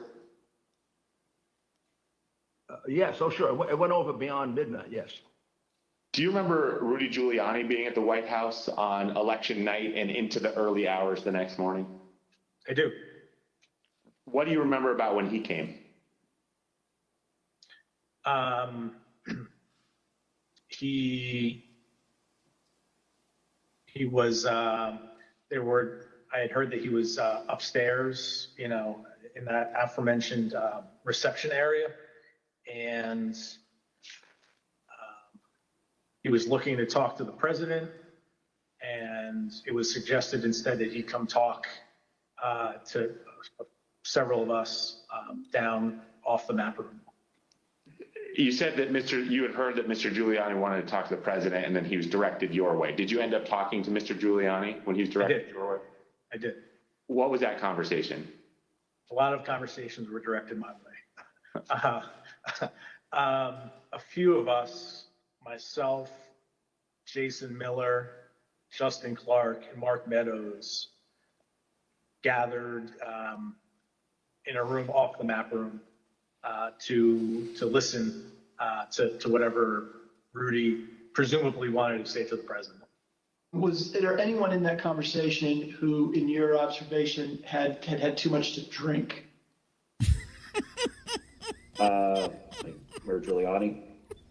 Tell me more about that. What was your observation about his potential intoxication during that discussion about what the president should say when he's addressed the nation on election night? And the mayor was definitely intoxicated, but I do not know his level of intoxication when he spoke with the president, for example. Were you part of any discussions with the people I mentioned, Mr. Stephan, Mr. Meadows, or anyone else, about whether the president should make any sort of speech on election night?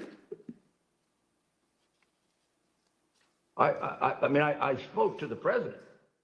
They may have been present, but president spoke to the president several times that night. There were suggestions by, I believe it was Mayor Giuliani, to go and declare victory and say that we won it outright.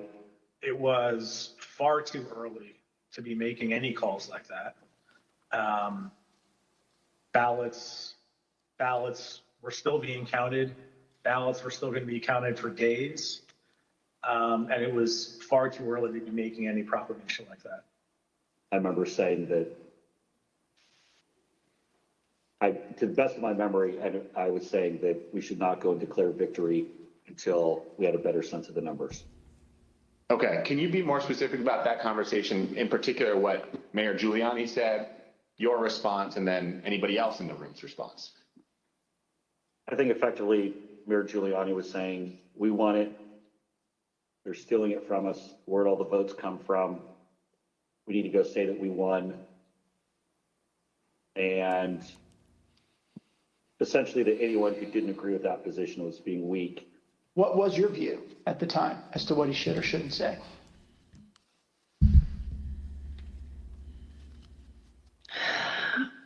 I don't know that I had a firm view as to what he should say in that circumstance. The results were still being counted. It was becoming clear that the race would not be called on election night. My belief, my recommendation was to say that votes were still being counted.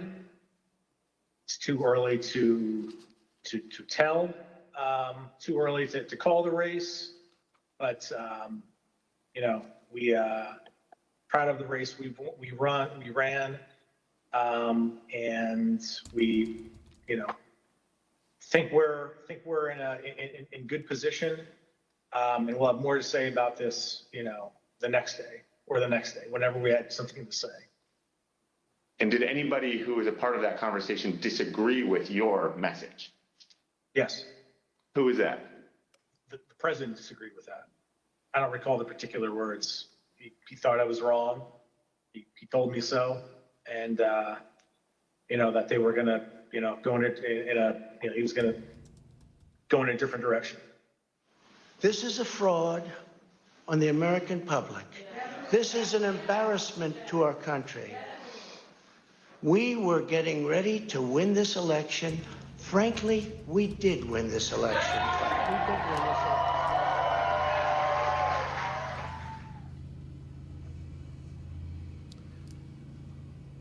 Mr. Steiwalt, did President Trump have any basis to declare victory on November 4th, 2020? Thank you.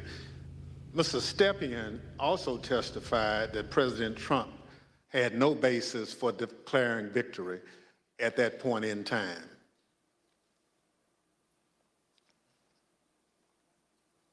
My belief, my recommendation was to say that votes were still being counted.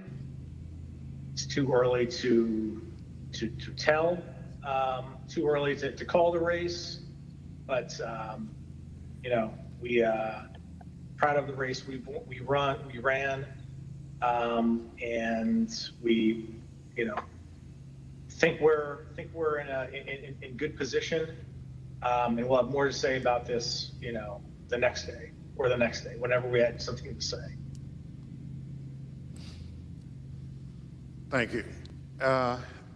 Steiwalt, after the votes were counted, who won the presidential election of 2020? Joseph Robinette Biden Jr. of the great state of Delaware. Thank you. That's the bottom line. We've had an election. Mr. Trump lost, but he refused to accept the results of the democratic process. Pursuant to Section 5C8 of House Resolution 503, I now recognize the gentlewoman from California, Ms. Lofgren, for questions. Well, thank you, Mr. Chairman. Mr. Steiwalt, I'd like you to explain a term that was thrown around a lot during the election, and that's the so-called red mirage. What does that mean? So in the 40 or 50 years, let's say, that Americans have increasingly chosen to vote by mail or early or absentee, Democrats prefer that method of voting more than Republicans do. So basically, in every election, Republicans win Election Day and Democrats win the early vote. And then you wait and start counting, and it depends on which ones you count first, but usually it's Election Day votes that get counted first. And you see the Republicans shoot ahead, and then the process of bailing and binding and unbinding all those mail-in votes. And some states like Pennsylvania refuse to count the votes first, so you have to wait for all of that to come in.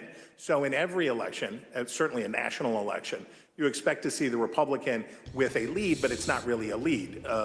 When you put together a jigsaw puzzle, it doesn't matter which piece you put in first, it ends up with the same image. So for us, who cares? But that's because no candidate had ever tried to avail themselves of this quirk in the election counting system. We had gone to pains, and I'm proud of the pains we went to make sure that we were informing viewers that this was going to happen, because the Trump campaign and the president had made it clear that they were going to try to exploit this anomaly. And we knew it was going to be bigger because the percentage of early votes was higher, right? We went from about 45% of the votes being early and absentee to, because of the pandemic, that increased by about 50%. So we knew it would be longer, we knew it would be more. So we wanted to keep telling viewers, hey, look, the number that you see here is sort of irrelevant because it's only a small percentage of these votes. So this red mirage, that's really what you expected to happen on election night. Happens every time. Thank you, Mr. Steiwalt. Now, I'd like to play a clip of Attorney General Bill Barr, who also explains what was expected to happen on election night.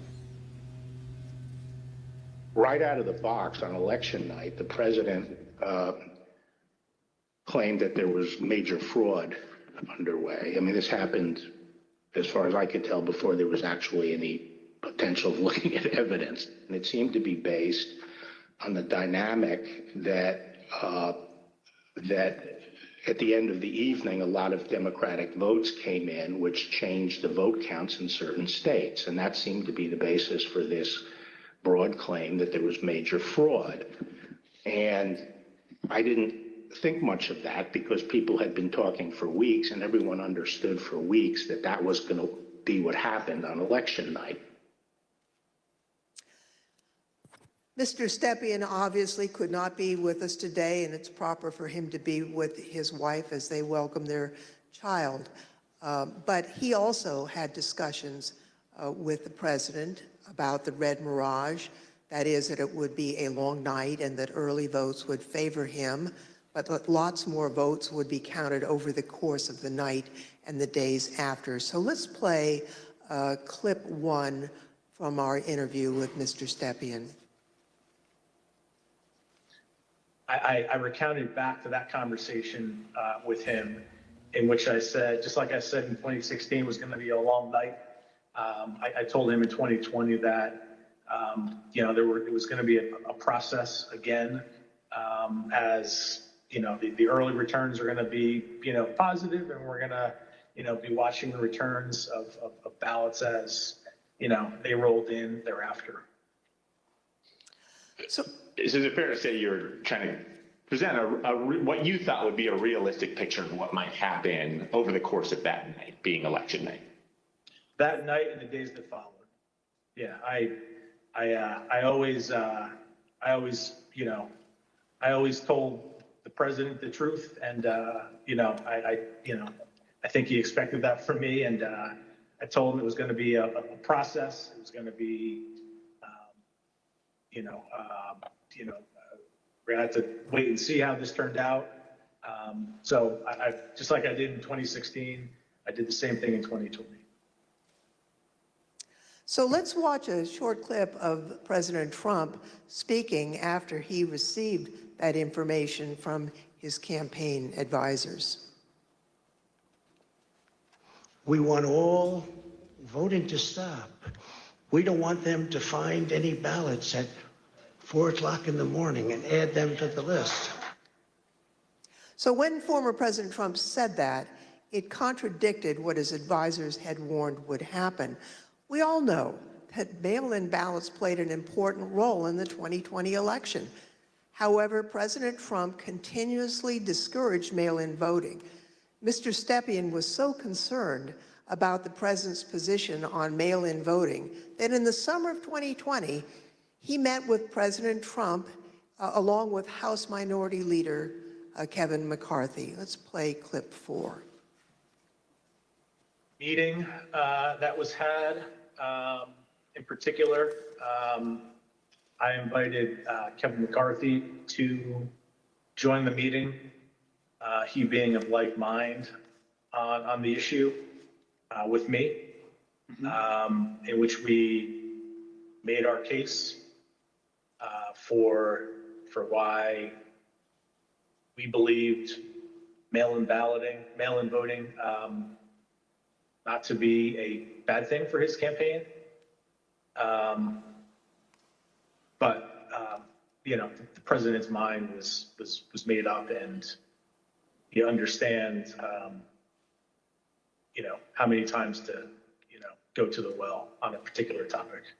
Yeah, I understand. Tell me a little bit more about the argument that you and Mr. McCarthy made to the president in that meeting as to why it wasn't a bad thing that mail-in voting was available. Largely two pillars to that argument, both of which I've previously mentioned. One, leaving a good deal to chance, pushing or urging your voters to vote only on election day leaves a lot to chance. That's A. And B, also previously mentioned, the fact that the Trump campaign, Republican National Committee, the Republican Party had an advantage of grassroots workers and volunteers on the ground that would allow, an advantage to enhance return rates of ballots that were mailed. Those were the two pillars of the argument. I see. And what, if anything, do you recall Representative McCarthy saying during that meeting? We were echoing the same argument. I mean, his words echoed mine, and vice versa on those two topics. Trump is going to need a lawyer. Mr. Stirewalt, you were at the decision desk at Fox News on election night, and you called Arizona early for President Biden, which was controversial. How did you make that call, and where did you think the race stood in the early hours of the next day? Well, it was really controversial to our competitors who we beat so badly by making the correct call first. Our decision desk was the best in the business, and I was very proud to be a part of it. Because we had partnered with the Associated Press and the National Opinion Research Center at the University of Chicago, thanks to my colleague and friend Arnon Mishkin, had built a wonderful device for forecasting the outcomes of elections. So we had a different set of data than our competitors did. We had more research, and we had a better system, and we had a great team. So what you're waiting to see is, do the actual votes match up with the expectations in the poll? The real votes are testing the quality of your poll in targeted precincts and in targeted places. And let me tell you, our poll in Arizona was beautiful, and it was doing just what we wanted it to do, and it was cooking up just right. And at some point, and I forget exactly who, but at some point it became clear that Arizona was getting ready to make a call. So we, my boss, Bill Salmon, said we're not making any call until everybody says yes, because that was always our policy, unanimity. And you have to understand, in this room, you have, the best people from academia, Democrats, Republicans, a broad cross-section of people who had worked together for a decade, who are really serious about this stuff. So we knew it would be a consequential call because it was one of 5 states that really mattered, right? Wisconsin, Michigan, Pennsylvania, Georgia, Arizona were the ones that we were watching. We knew it would be significant to call any one of those 5, but we already knew Trump's chances were very small and getting smaller based on what we had seen. So we were able to make the call early. We were able to beat the competition. We looked around the room, everybody says yay, and on we go. And by the time we found out how much everybody was freaking out and losing their minds over this call, we were already trying to call the next state. We had already moved on. We were to Georgia, we were to North Carolina, we were looking at these other states. So we thought we were pleased, but not surprised. I see. After the election, as of November 7th, in your judgment, what were the chances of President Trump winning the election? After that point? Yes. None. I mean, I guess it's always possible that you could have, a truckload of ballots be found somewhere, I suppose. But once you get into this space, ahead of today, I thought about what are the largest margins that could ever be overturned by a recount, and the kind of stuff that we heard Mike Pence talking about, sounding like a normal Republican that night when he said, we'll keep every challenge. Nothing like that. In a recount, you're talking about hundreds of votes. When we think about calling a race, one of the things that we would think about is it outside the margin of a recount? And when we think about that margin, we think about, in modern history, you're talking about 1,000 votes, 1,500 votes at the way, way outside. Normally, you're talking about hundreds of votes, maybe 300 votes that are going to change. So the idea that through any normal process in any of these states, remember, he had to do it thrice, right? He needed 3 of these states to change. And in order to do that, I mean, you're at an infant. You're better off to play the Powerball than to have that come in. On November 7th, the other major news outlets called the race for President Biden. Now, Mr. Stephan told the committee that he thought the odds were, and this is a quote, very, very, very bleak, and held a meeting with the president that same day. Let's show clip 8. Video clip 8. I mean, with each day that wore on, the trajectory of the race on election night, Trump ahead in many states, and as that week wore on, as the 3rd became the 4th, became the 5th, and so on and so forth, and the vote by mail ballots were tabulated, Trump's lead, grew more narrow, and in some places, Biden surpassed, Trump in the vote totals. So as the week wore on, as we paid attention to those numbers multiple times a day, internally, I was feeling less confident for sure. What was your view on the state of the election at that point? Very, very, very bleak. We told him, the group that went over there outlined, my belief in chances for success at this point, and then we pegged it at 5, maybe 10% based on recounts that either were automatically initiated or could be initiated based on realistic legal challenges, not all the legal challenges that eventually were pursued. But it was my belief is that it was a very 5 to 10%. It's not a very good optimistic outlook. Now, as President Trump and others continued to claim that the election was stolen, there were lawyers who were a part of the campaign lawyers, who were responsible for investigating the fraud claims. That includes Alex Cannon, who could not validate the claims that were being made, including those being made by the president. Let's roll video 13. This is an email. It's 2 emails, actually. The first is from Alex Cannon to you and Faith McPherson. And then you forward that email on to Mark Meadows, Justin Clark, and Jason Miller, the subject being AZ Federal ID voters. If you look at the original email there, it says, Bill, we completed the AZ analysis you requested. I assume that's about Arizona. And because of the substantial uncertainty surrounding the databases, this is a highly unreliable way to identify ineligible voters. Can you explain the task that you gave to Ms. Cannon for this Arizona analysis? Sure. Previously, I described some of my frustration with some of the claims that people would throw at President Trump regarding, you need to look at this, this happened in this state or that happened in that state. And it would be, those would flow to us to look into. I talked about that before, I think. Yep. This is an example of that. I recall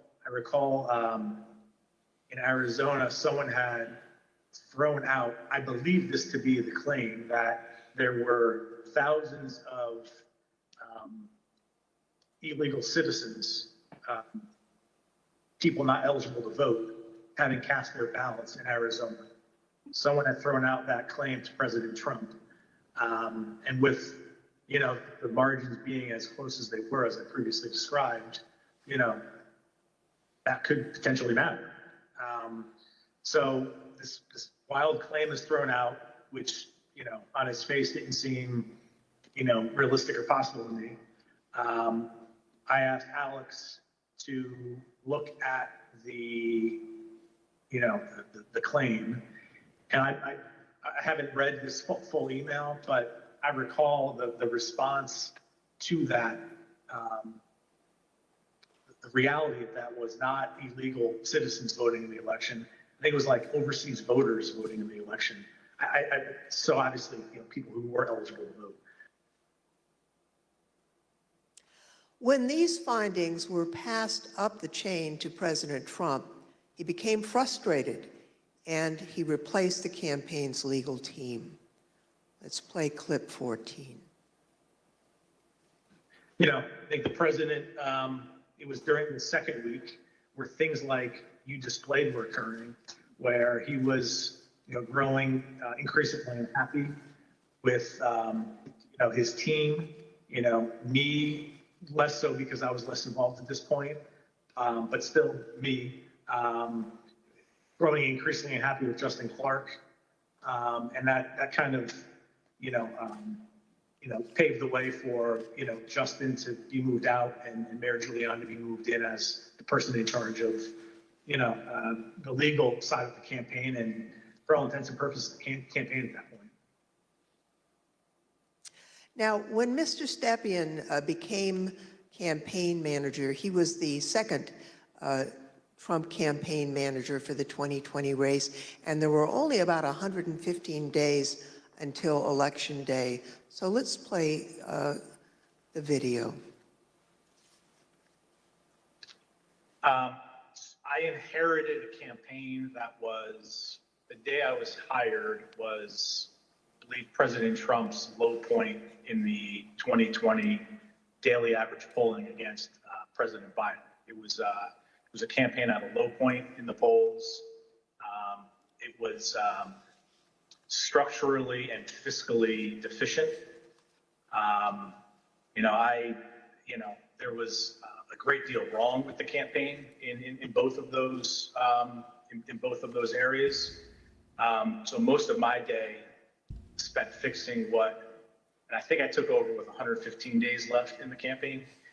Most of my time spent fixing the things that could be fixed with 115 days left in the campaign. Now, Mr. Stephan has been in the campaign field for a long time, and he worked for lots of different candidates and campaigns. He testified to this committee about his concerns given the claims that Mr. Giuliani and Ms. Powell and their team were making publicly. Let's play clip 15.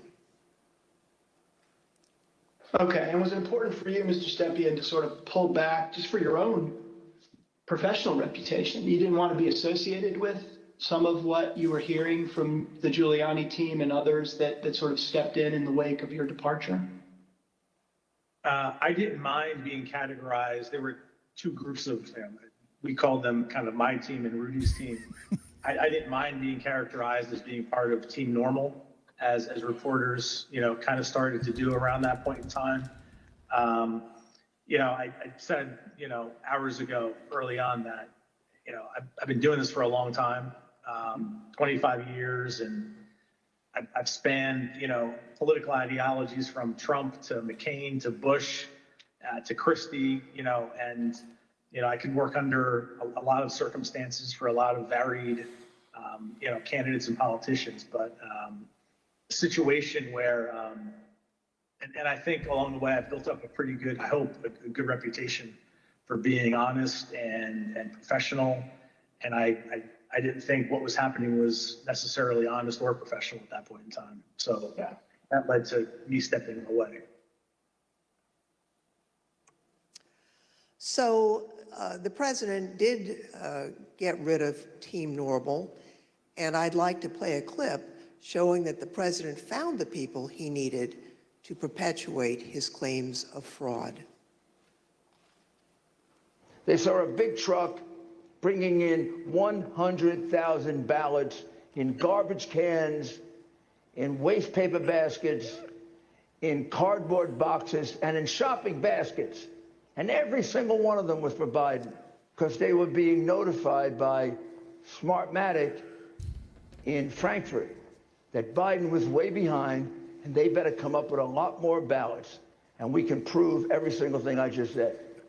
If you gave me the paper ballots, I could probably turn around each one of these states. I'm absolutely convinced if you let me examine each one of those ballots, I'd pull out enough that were fraudulent that it would shake the hell out of the country. It can set and run an algorithm that probably ran all over the country to take a certain percentage of votes from President Trump and flip them to President Biden, which we might never have uncovered had the votes for President Trump not been so overwhelming in so many of these states that it broke the algorithm. I remember that one of the things Mark said at some point was, you can't show an actual vote was flipped, which I found at the time to be a remarkable assertion, because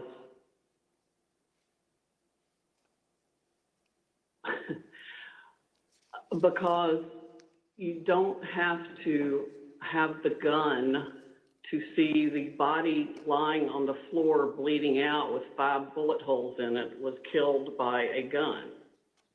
What they were proposing, I thought was nuts. And the theory was also completely nuts, right? I mean, there's a combination of Italians, Germans. I mean, different things have been floating around as to who was involved. I remember Hugo Chavez, and a Venezuelan. She has an affidavit from somebody who says they wrote a software in, it's something with the Philippines, and just all over the radar.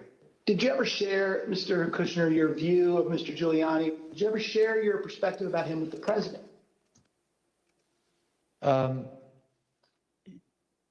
I guess,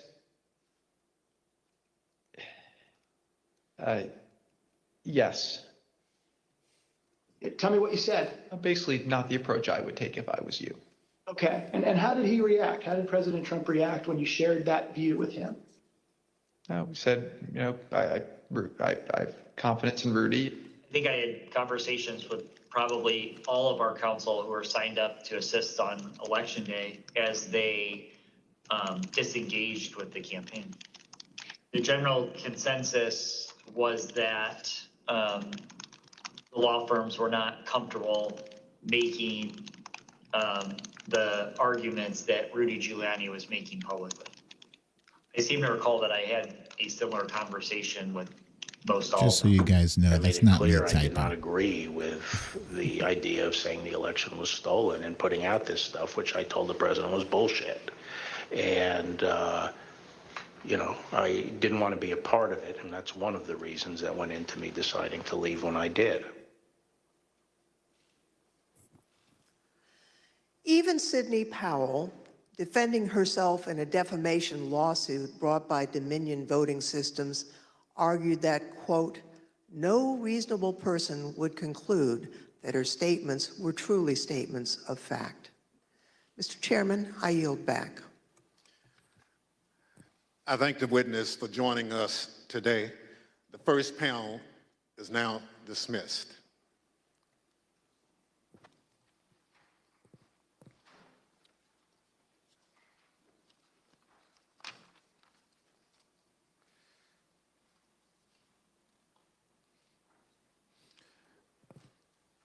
Without objection, the chair recognizes the gentlewoman from California, Ms. Lofgren.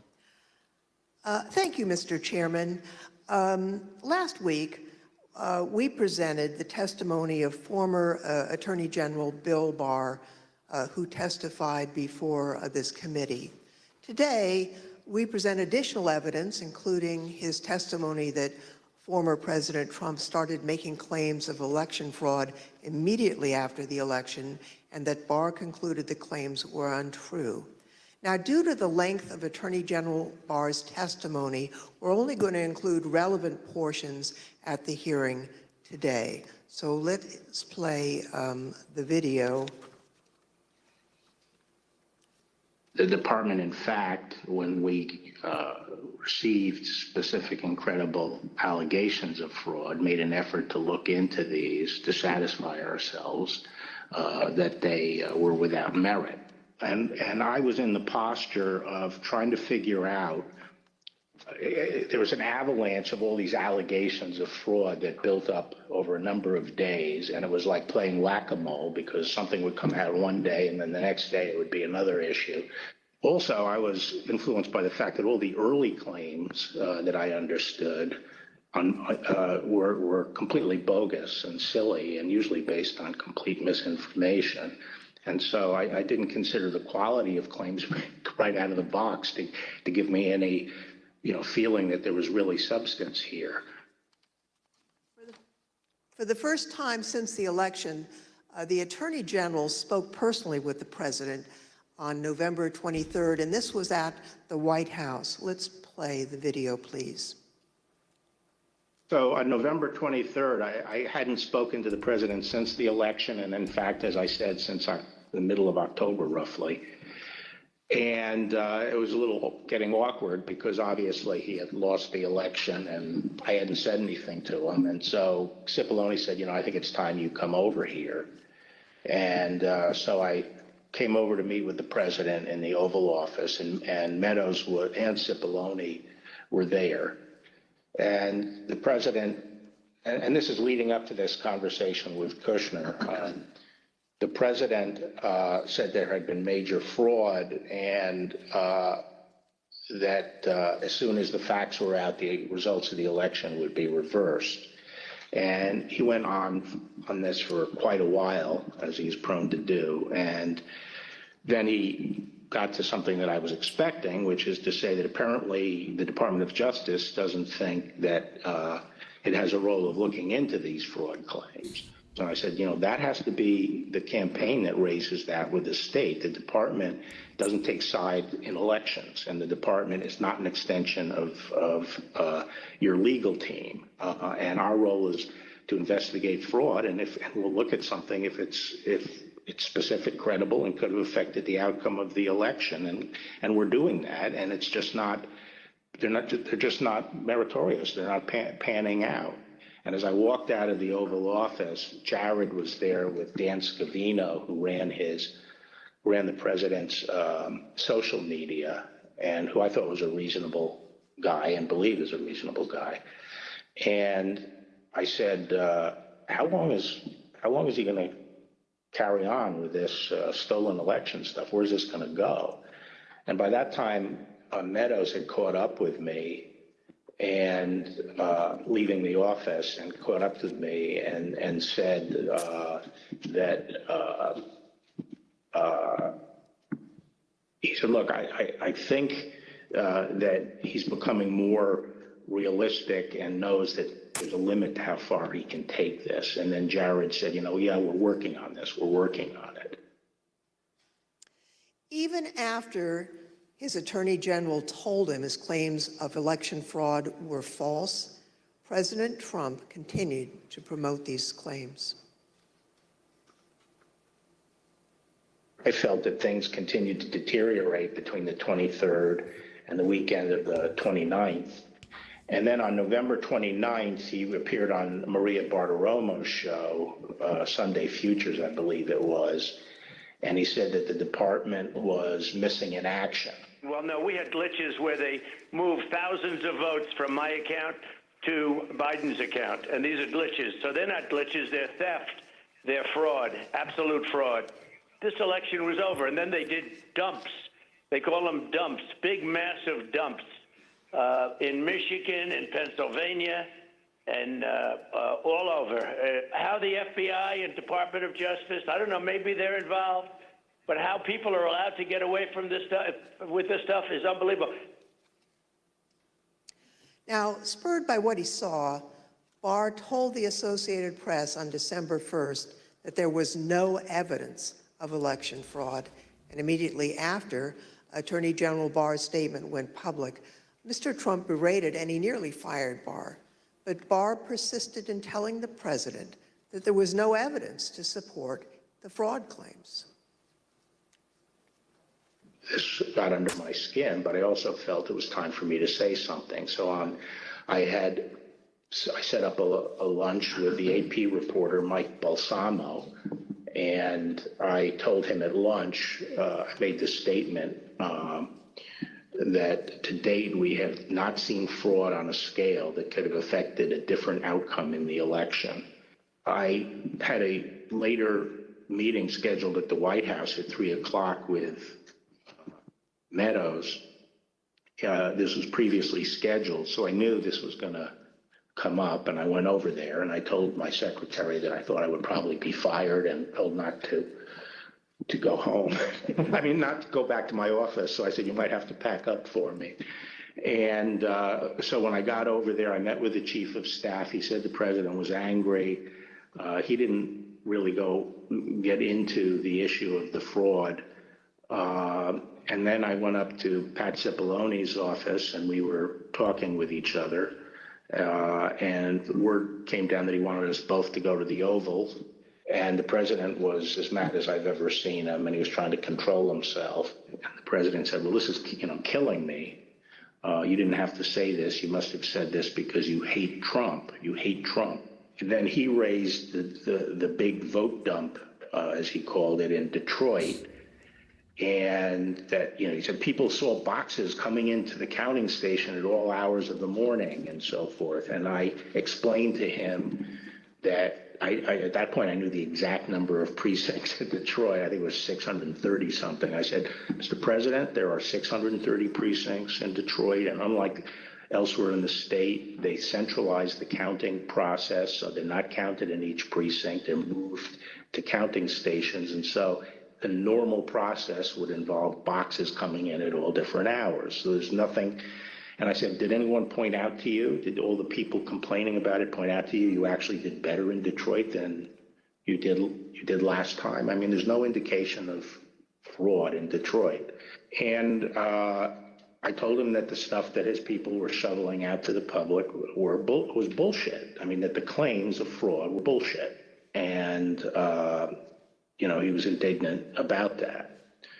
And I reiterated that they'd wasted a whole month on these claims on the Dominion voting machines, and they were idiotic claims. And I specifically raised the Dominion voting machines, which I found to be among the most disturbing allegations, disturbing in the sense that I saw absolutely zero basis for the allegations, but they were made in such a sensational way that they obviously were influencing a lot of people, members of the public, that there was this systemic corruption in the system and that their votes didn't count and that these machines controlled by somebody else were actually determining it, which was complete nonsense. And it was being laid out there. And I told them that it was crazy stuff and they were wasting their time on that. And it was doing a grave disservice to the country. Okay, so the very next day, the president released a video rehashing some of the very same claims that his chief law enforcement officer had told him were, quote, nonsense. Here's an example.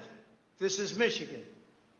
At 6:31 in the morning, a vote dump of 149,772 votes came in unexpectedly. We were winning by a lot. That batch was received in horror. We have a company that's very suspect. Its name is Dominion. With the turn of a dial or the change of a chip, you can press a button for Trump and the vote goes to Biden. What kind of a system is this? It's called counting, Barr you again dipshit. told the president that there was nothing to these claims on December 14th. When I walked in, sat down, he went off on a monologue saying that there was now definitive evidence involving fraud through the Dominion machines. And a report had been prepared by a very reputable cybersecurity firm, which he identified as Allied Security Operations Group, and he held up the report, and then he asked that a copy of it be made for me. And while a copy was being made, he said, you know, this is absolute proof that the Dominion machines were rigged. The report means that I'm going to have a second term. And then he gave me a copy of the report. And as he talked more and more about it, I sat there flipping through the report and looking through it. And to be frank, it looked very amateurish to me. Didn't have the credentials of the people involved, but I didn't see any real qualifications. And the statements were made very conclusory, like, you know, these machines were designed to, you know, engage in fraud or something to that effect, but I didn't see any supporting information for it. And I was somewhat demoralized because I thought, boy, if he really believes this stuff, he has, you know, lost contact with he's become detached from reality if he really believes this stuff. On the other hand, you know, when I went into this and would, you know, tell him how crazy some of these allegations were, there was never an indication of interest in what the actual facts were. In my opinion then, and my opinion now, is that the election was not stolen by fraud. And I haven't seen anything since the election that changes my mind on that, including the 2000 Mules movie. familiar with the 2,000. Well, maybe you can assess that 2,000 mules since people are talking about that. Well, I mean, just in a nutshell, I just think the GBI was unimpressed with it. And I was similarly unimpressed with it because I think I was holding my fire on that to see what the photographic evidence was, because I thought, well, hell, if they have a lot of photographs of the same person dumping a lot of ballots in different boxes, that's hard to explain. So I wanted to see what the photographic evidence was, but the cell phone data is singularly unimpressive. I mean, it basically, if you take 2 million cell phones and figure out where they are physically in a big city like Atlanta or wherever, just by definition, you're going to find many hundreds of them have passed by and spent time in the vicinity of these boxes. And the premise that, if you go by a box, 5 boxes or whatever it was, that's a mule is just indefensible. It by definition, you're going to have hundreds of this. I mean, I saw one contractor said, we figured out that our truck alone would account for 6 cell phone signals.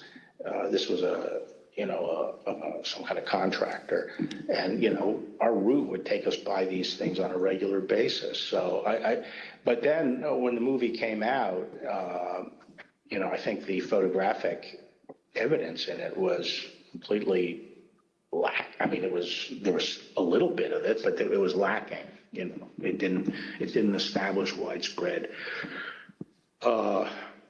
illegal harvesting. The other thing is people don't understand is that it's not clear that even if you can show harvesting, that changes the results of the election. The courts are not going to throw out votes and then figure out what votes were harvested and throw them out. It's still the burden on the challenging party to show that illegal votes were cast. Votes were the result of undue influence or bribes, or there was really, the person was non-compos mentis. But absent that evidence, I just didn't see courts throwing out votes anyway. I felt that before the election, it was possible to talk sense to the president. And while you sometimes had to engage in, a big wrestling match with him, that it was possible to keep things on track. But I felt that after the election, he didn't seem to be listening, and I didn't think it was, that I was inclined not to stay around if he wasn't listening to advice from me or his other cabinet secretaries. So on December 14th, Barr quit. Now, the Attorney General wasn't the only person who told the president that his claims were false. Other officials and close advisors told him the same thing. Rather than try to address a counterfactual or a hypothetical, let me just say there were instances where the president would say, people are telling me this, or I've heard this, or I saw on television, this impropriety in Atlanta or Pennsylvania or something. And we were in a position to say, our people have already looked at that, and we know that you're getting bad information, that's not correct. It's been demonstrated to be incorrect from our point of view, and been debunked. A month and a half or so after the election day, and at that meeting, various allegations of fraud were discussed, and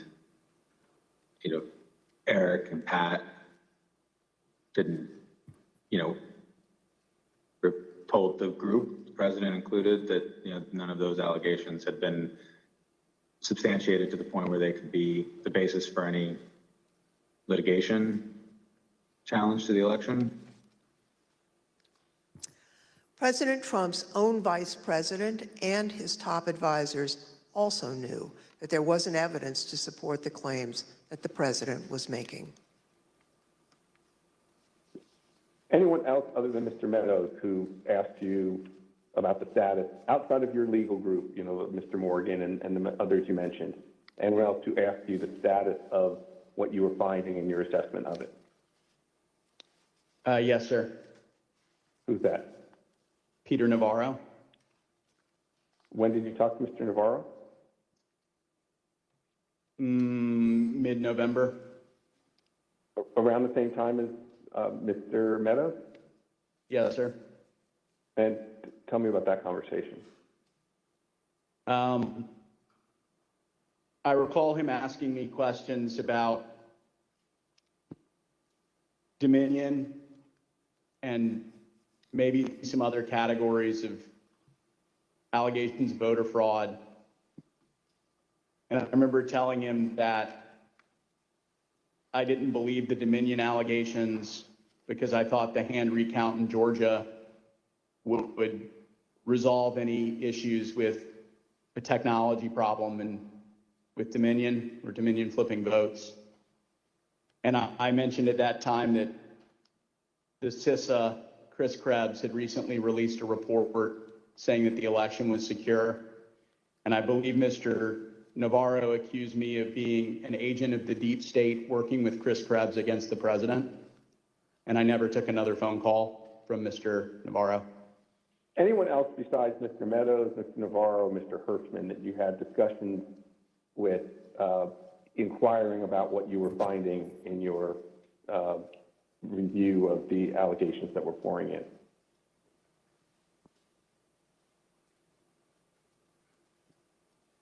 I believe I had about a 15-second conversation with the vice president about it as well.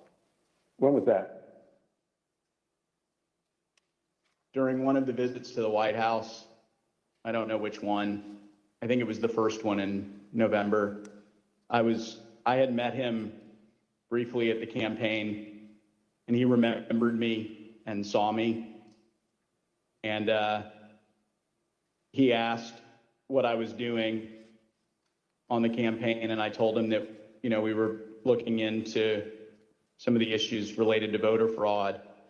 And he asked me, I don't remember his exact words, but he asked me if we were finding anything.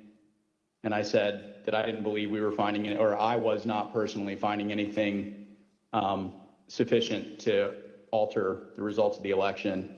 And he thanked me. That was our interaction. At a later hearing, you'll hear live testimony from the former acting Deputy Attorney General of the Department of Justice, Rich Donoghue. But now I'd like to play a portion of his testimony. I tried to, again, put this in perspective and to try to put it in very clear terms to the president. And I said something to the effect of, sir, we've done dozens of investigations, hundreds of interviews. The major allegations are not supported by the evidence developed. We've looked at Georgia, Pennsylvania, Michigan, Nevada. We're doing our job. Much of the info you're getting is false. And then I went into, for instance, this thing from Michigan, this report about 68% error rate. Reality is it was only 0.0063% error rate, less than 1 in 15,000. So the president accepted that. He said, okay, fine, but what about the others? And again, this gets back to the point that there were so many of these allegations that when you gave him a very direct answer on one of them, he wouldn't fight us on it, but he would move to another allegation. So then I talked about a little bit about the Pennsylvania truck driver. This is another allegation that had come up. And this claim was by a truck driver who believed, perhaps honestly, that he had transported an entire tractor-trailer truck full of ballots from New York to Pennsylvania. And this was, again, out there in the public and discussed. And I essentially said, look, we looked at that allegation. We looked at both ends, both the people who load the truck and the people who unload the truck. And that allegation was not supported by the evidence. Again, he said, okay. And then he said, no, I didn't mention that one. What about the others? And I said, okay, well, with regard to Georgia, we looked at the tape, we interviewed the witnesses. There is no suitcase. The president kept fixating on this suitcase that supposedly had fraudulent ballots and that the suitcase was rolled out from under the table. And I said, no, sir, there is no suitcase. You can watch that video over and over. There is no suitcase. There is a wheeled bin where they carry the ballots, and that's just how they move ballots around that facility. There's nothing suspicious about that at all. I told them that there was no multiple scanning of the ballots. One part of that allegation was that they were taking one ballot and scanning it through 3 or 4 or 5 times to rack up votes, presumably for Vice President Biden. I told them that the video did not support that. Then he went off on double voting. At the top of the next page, he said, dead people are voting. Indians are getting paid to vote. He meant people on Native American reservations. He said there's lots of fraud going on here. Told him flat out that much of the information he's getting is false and or just not supported by the evidence. We look at the allegations, but they don't pan out. Mr. Barr and his advisors were not the only ones who determined that the president's allegations regarding Dominion voting machines were false. So, Mr. Chairman, I ask unanimous consent to include in the record of this hearing reports issued by the Department of Homeland Security's Cybersecurity and Infrastructure Security Agency, otherwise known as CISA, that addressed and rejected the claims of manipulation of voting machines in the 2020 election. Without objection, so ordered.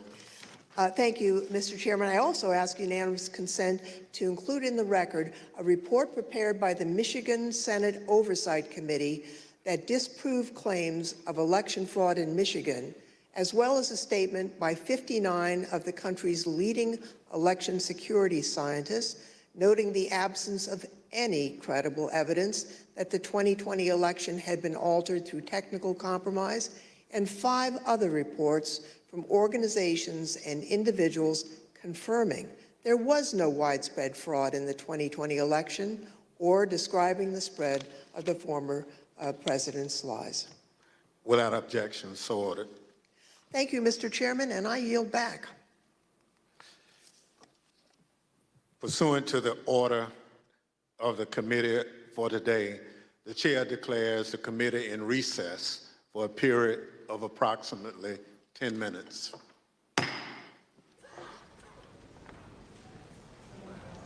All right. So it looks like, let me just mute this for a minute.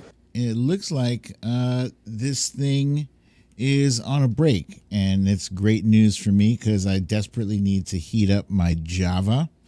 I make a nice pot of coffee for myself every day, and this Java is ice cold. I don't do that cold coffee thing, but so far, I think this presentation has been solid, just rock solid. You know, despite the fact that there haven't been flashy names and flashy faces, it's pretty good. It's a pretty good presentation for, you know, I'm not a morning person, just for the record. I'm not a morning person. Having to present myself in front of so many people, excuse me, as early as I did today, is saying something. And this presentation has definitely kept me riveted. I can't wait to see what's next. So hang tight.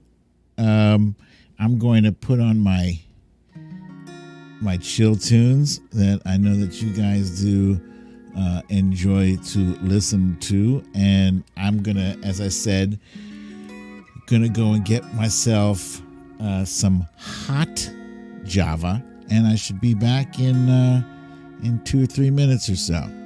So just hang tight. I'm not dropping the rhyme yet. But yeah, go ahead and make yourself a sandwich. Don't cut me off, damn it. I'll see you in a minute.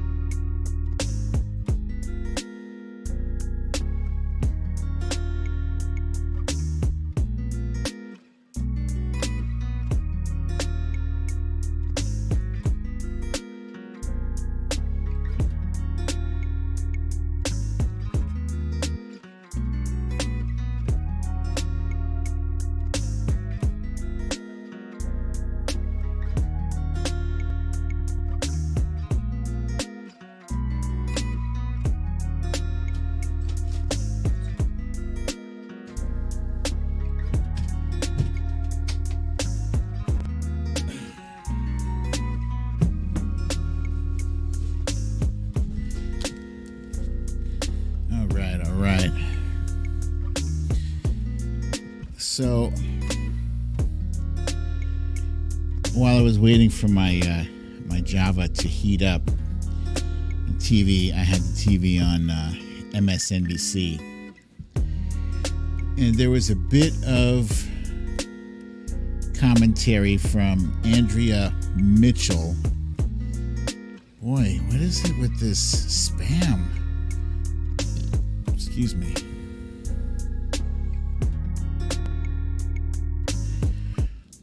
Okay. Andrea Mitchell raised a question. I'm not a fan of hers, but she did actually raise a very valid question. So,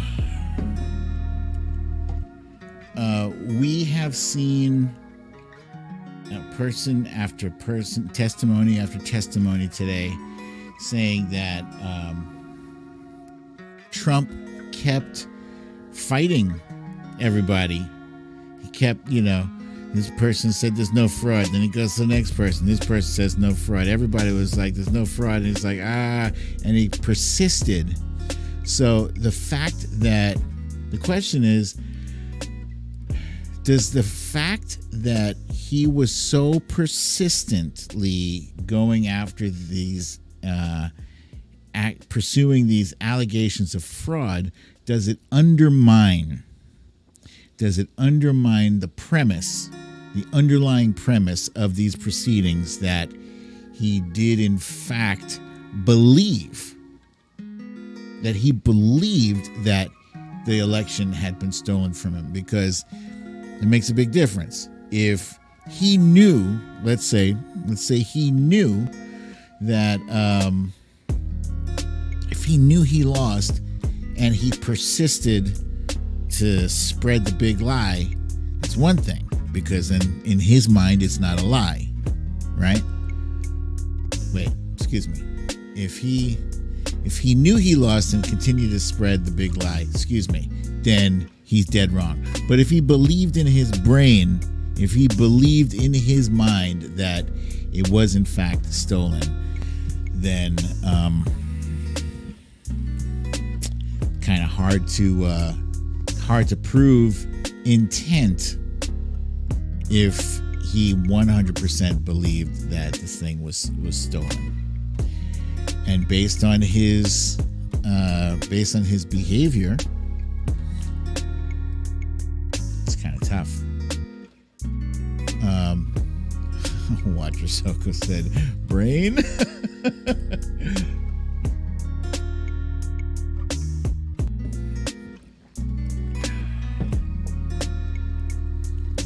But at the very least, someone who is so far removed from reality that they reject all of the advice of all of their advisors around them.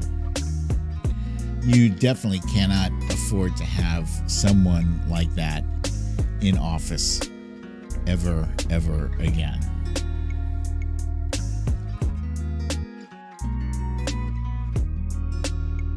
So here we go back to, thank you, Veronica Tello, for pulling us back in. Here's the thing.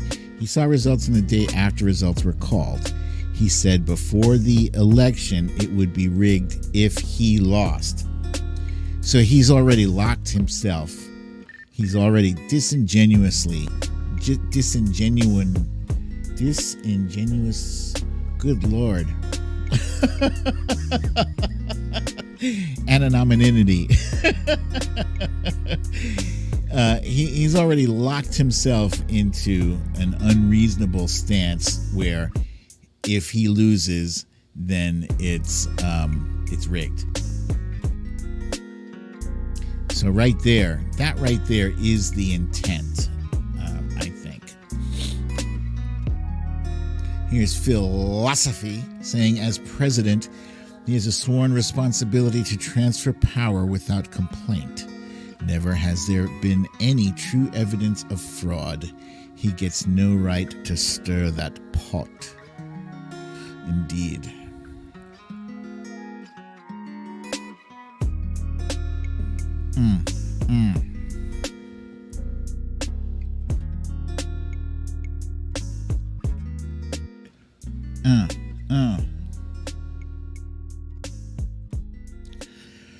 Corey Lord with this comment: Trump took an oath and he let his over-aggressive ego overcome him.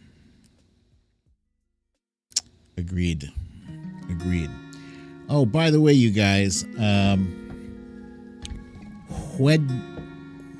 Wednesday, this Wednesday, I have an interview with a character that you guys might be familiar with. It's a Twitter personality by the name of Jojo from Jers.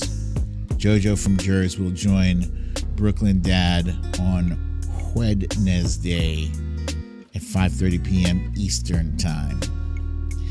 And I do understand that we also have another one of these things, day 3 of the hearings. So that's going to be a long day for Brooklyn Dad. How am I going to do it? I don't know. Maybe Wednesday I'm only doing a half a day.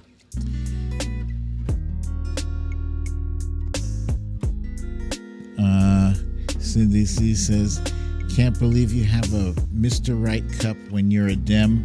Wifey has the Mrs. Right cup. She bought these for me. She bought this for me and the other one for her.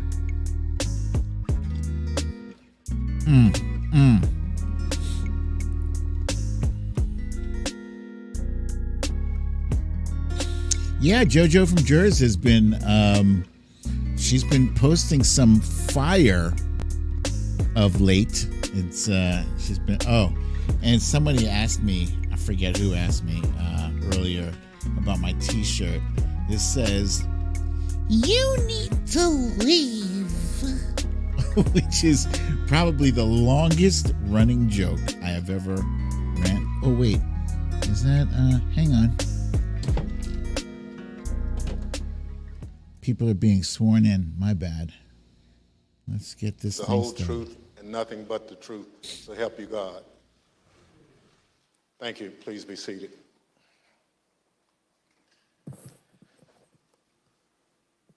Let the record reflect the witnesses answered in the affirmative.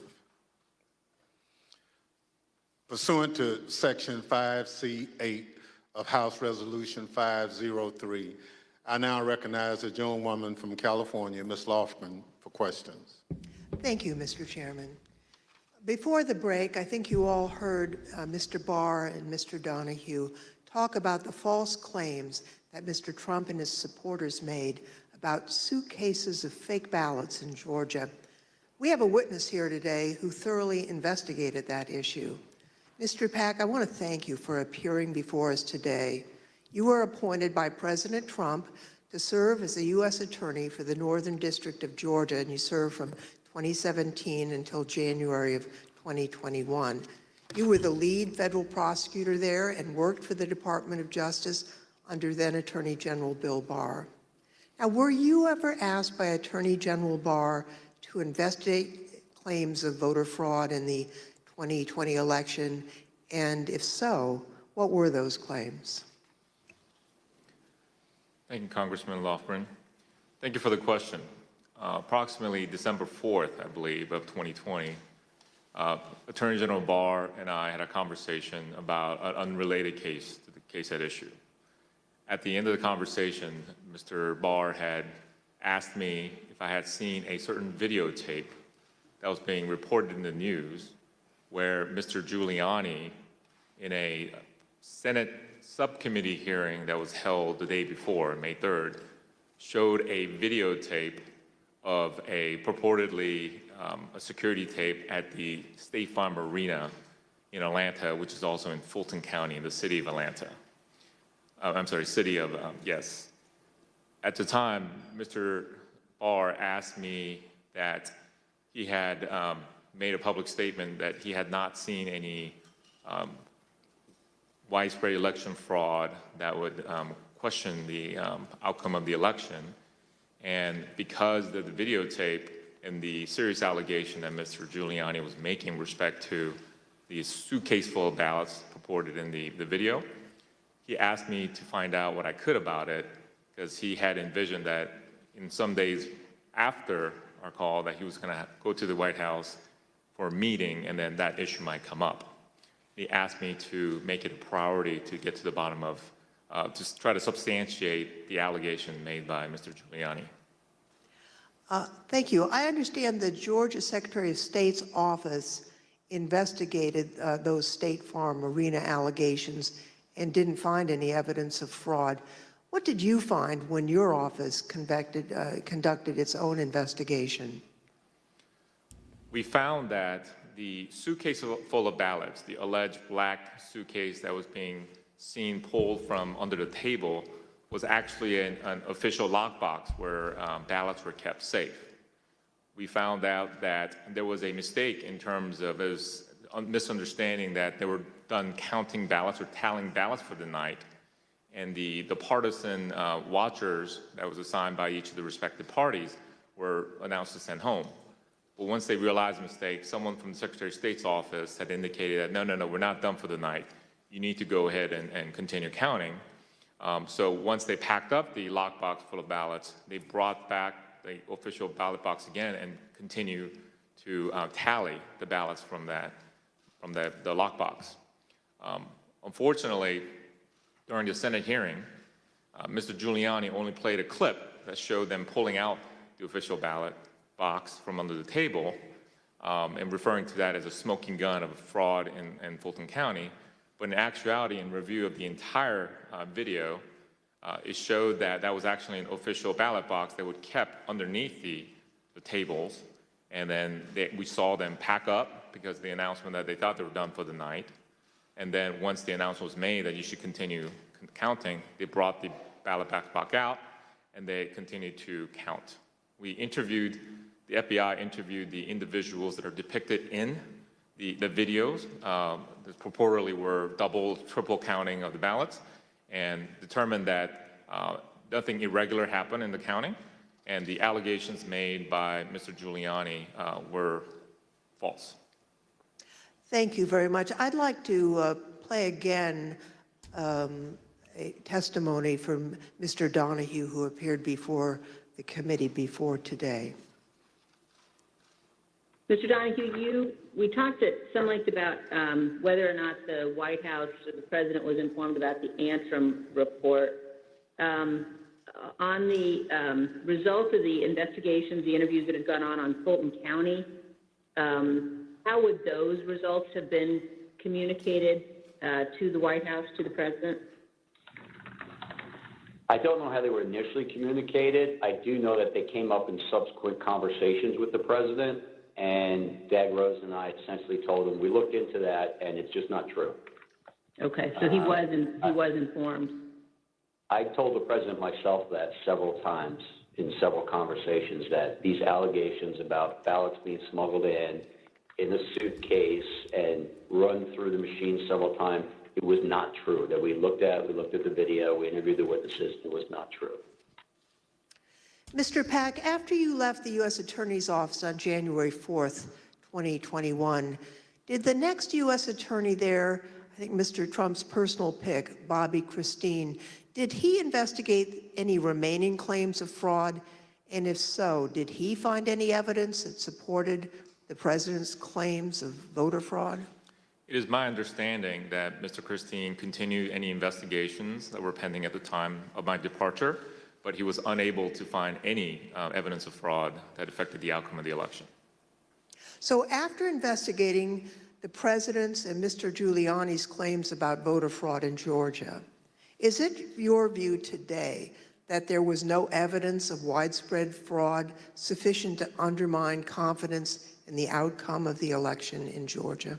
That is correct.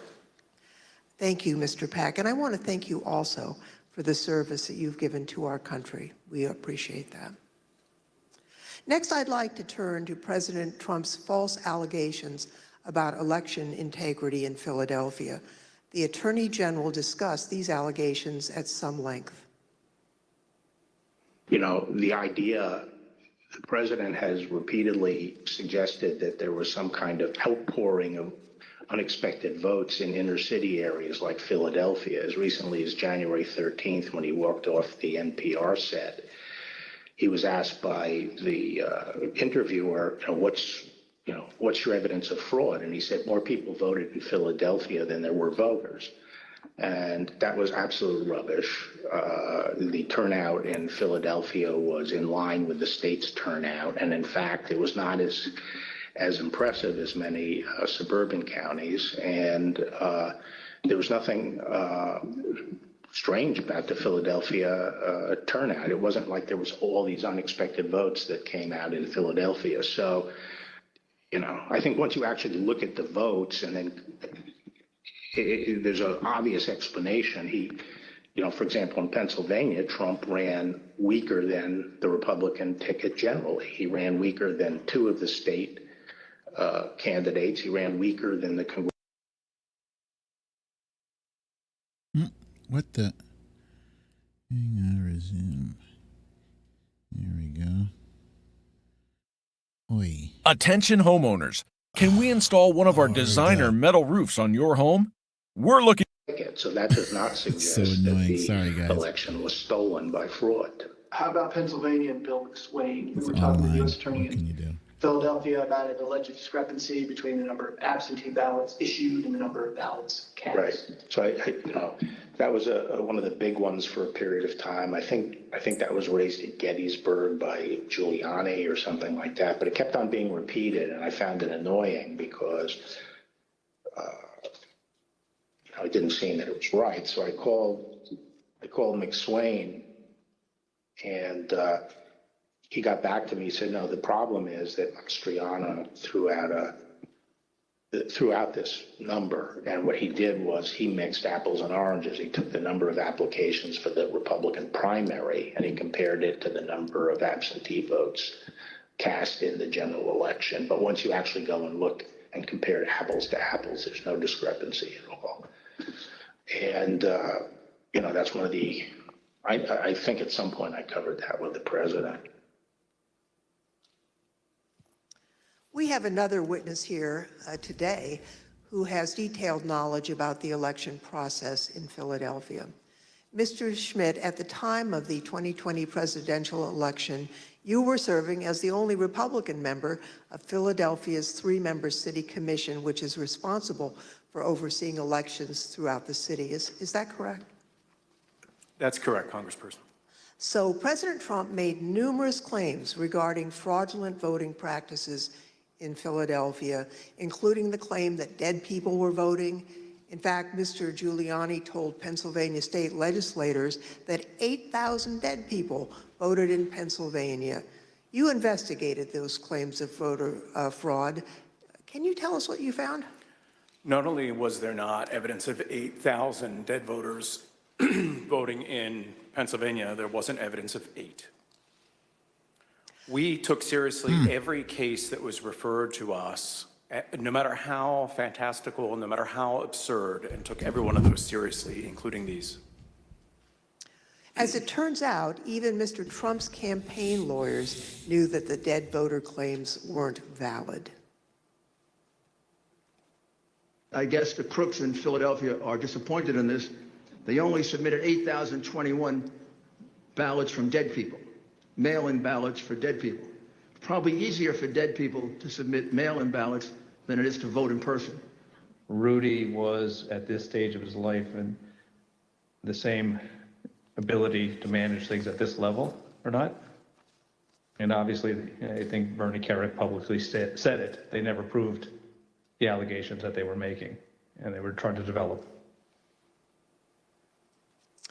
Mr. Schmid, on November 11th, 2020, President Trump tweeted about you saying, and here's a quote, "A guy named Al Schmid, a Philadelphia commissioner and so-called Republican, or rhino, is being used big time by the fake news media to explain how honest things were with respect to the election in Philadelphia. He refuses to look at a mountain of corruption, dishonesty. We win." As a result of that tweet and the CNN interview you gave where you stated the dead voter claims in Pennsylvania were false, you and your staff were subjected to disturbing threats. Can you tell us about that? The threats prior to that tweet, and on some level it feels almost silly to talk about a tweet, but we can really see the impact that they have, because prior to that, the threats were pretty general in nature. Corrupt election officials in Philadelphia are going to get what's coming to them. You're what the Second Amendment is for. You're walking into the lion's den, all sorts of things like that. After the president tweeted at me by name, calling me out the way that he did, the threats became much more specific, much more graphic, and included not just me by name, but included members of my family by name, their ages, our address, pictures of our home, just every bit of detail that you could imagine. That was what changed with that tweet. Behind me are redacted threats that you received, that you provided to the committee. Now, we redacted portions of the text to protect your family. Mr. Schmid, I think I speak for all of my colleagues when I say we are deeply sorry for what you and your loved ones have been through. And I also want to thank you for your service to your country and for standing up for the rule of law. I want to thank both Mr. Pack and Mr. Schmid for their service, their testimony, and for standing up for the rule of law. Now I'd like to turn to another subject. The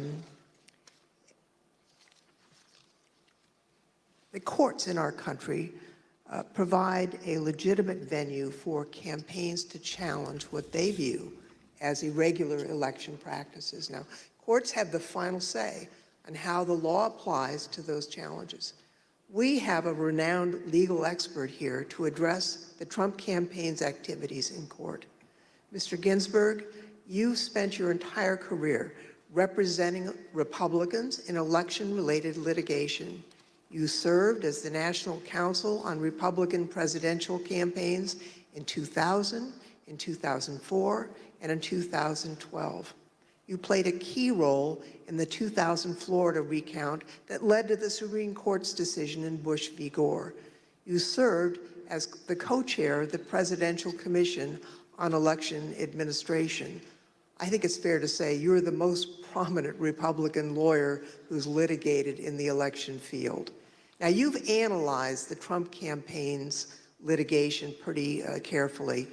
What's the normal process for post-election litigation?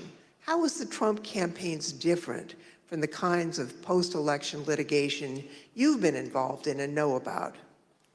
In the normal course of things, any campaign on the night of the election and in the days after will do a couple of different things. One is that they'll analyze precinct results to look for abnormalities in the results, and they'll send people to those precincts to ask more questions. Secondly, all campaigns will have poll watchers and poll workers and observers in the polling place. And so campaigns will talk to those people if they saw any irregularities that could cause problems in the election. Now, the Trump campaign talked pre-election about having 50,000 poll workers. So presumably, they did have eyes on the ground in all these places. And so in the normal course of things, a campaign will analyze the reports that come in. Trump campaign had a couple of basic problems, however. Number one, the 2020 election was not close. In 2000, that was 537 and close. In this election, the most narrow margin was 10,000 and something in Arizona, and you just don't make up those sorts of numbers in recounts. And when the claims of fraud and irregularities were made, you've heard very compelling testimony from Mr. Stephan, from Matt Morgan, from Alex Cannon about those claims and how they didn't believe them. And so that put the Trump campaign on sort of a process of bringing cases without the actual evidence that you have to have in which the process is designed to bring out. So are you aware of any instance in which a court found the Trump campaign's fraud claims to be credible? No, there was never that instance. in all the cases that were brought, and I've looked at the more than 60 that include more than 180 counts. And no, the simple fact is that the Trump campaign did not make its case. The Select Committee has identified 62 post-election lawsuits filed by the Trump campaign and his allies between November 4th, 2020 and January 6th, 2021. Those cases resulted in 61 losses and only a single victory, which actually didn't affect the outcome for either candidate.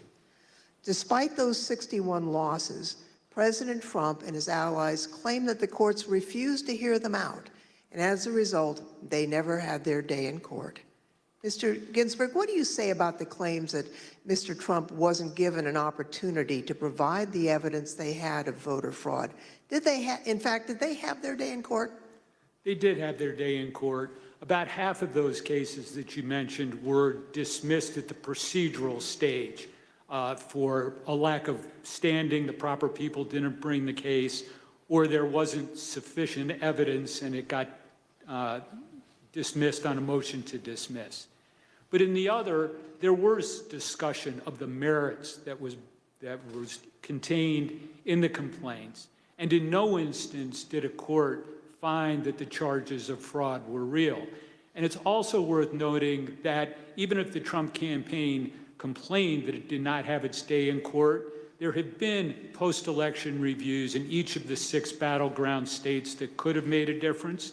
And those ranged from the somewhat farcical Cyber Ninjas case in Arizona to the Michigan Senate report that was mentioned earlier, the hand recount in Georgia that Mr. Pack addressed. And in each one of those instances, there was no credible evidence of fraud produced by the Trump campaign or his supporters. Thank you.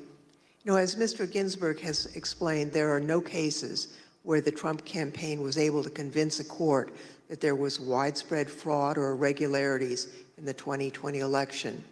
Over and over, judges appointed by Democrats and Republicans alike directly refuted this false narrative. They called out the Trump campaign's lack of evidence for its claims, and the judges did that even in cases where they could have simply thrown out the lawsuit without writing a word. You can see behind me a few excerpts from the decisions in these 62 cases. The Trump campaign's lack of evidence was criticized by judges across the political spectrum.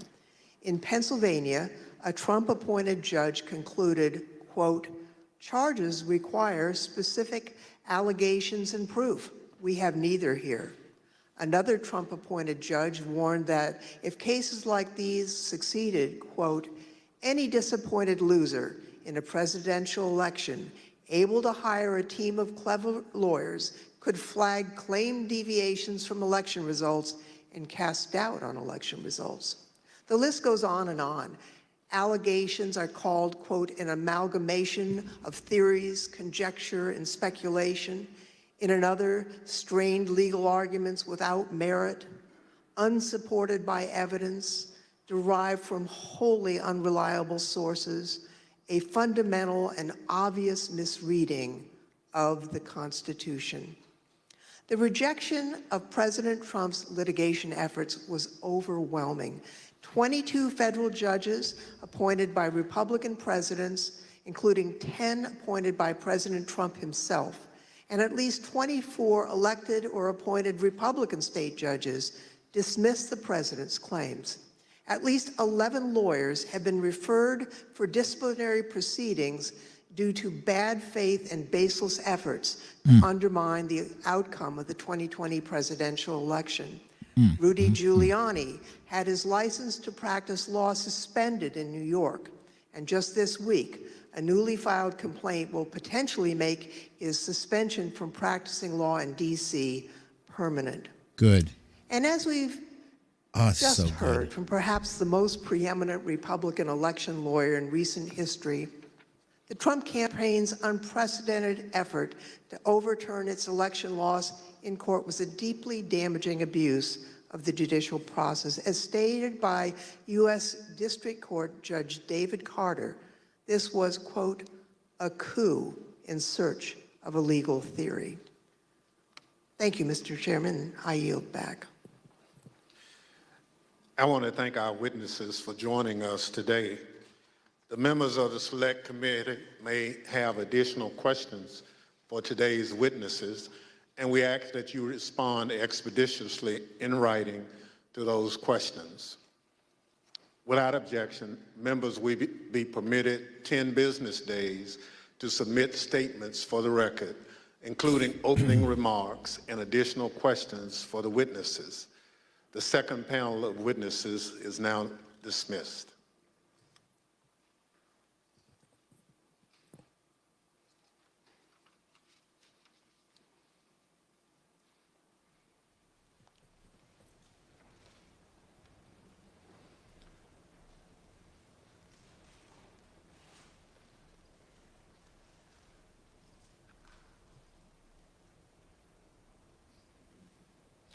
Without objection, the chair recognizes the gentlewoman from California, Ms. Lofgren, for a closing statement.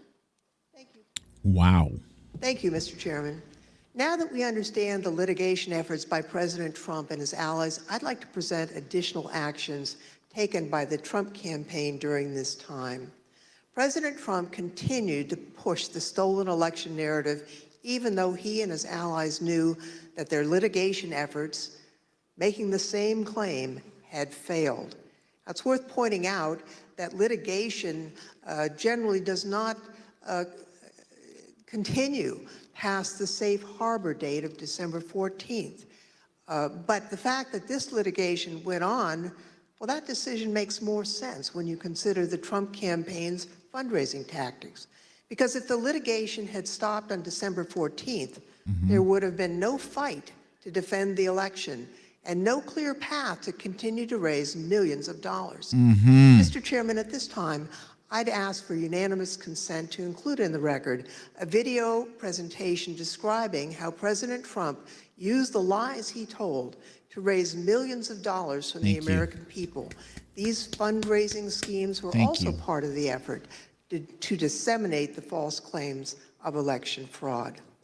Without objection, so My name is Amanda Wick, and I'm Senior Investigative Counsel with the House Select Committee to investigate the January 6th attack on the United States Capitol.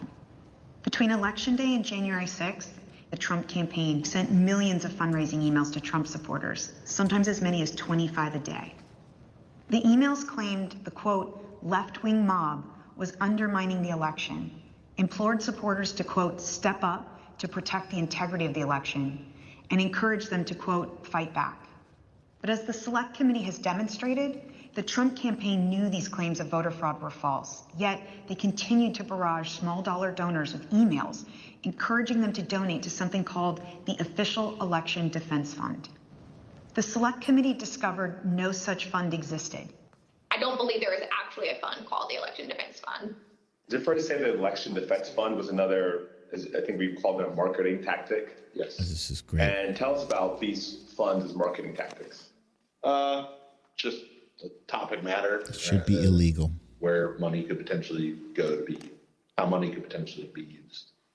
The claims that the election was stolen were so successful, President Trump and his allies raised $250 million, nearly $100 million in the first week after the election. On November 9th, 2020, President Trump created a separate entity called the Save America PAC. Most of the money raised went to this newly created PAC, not to election-related litigation.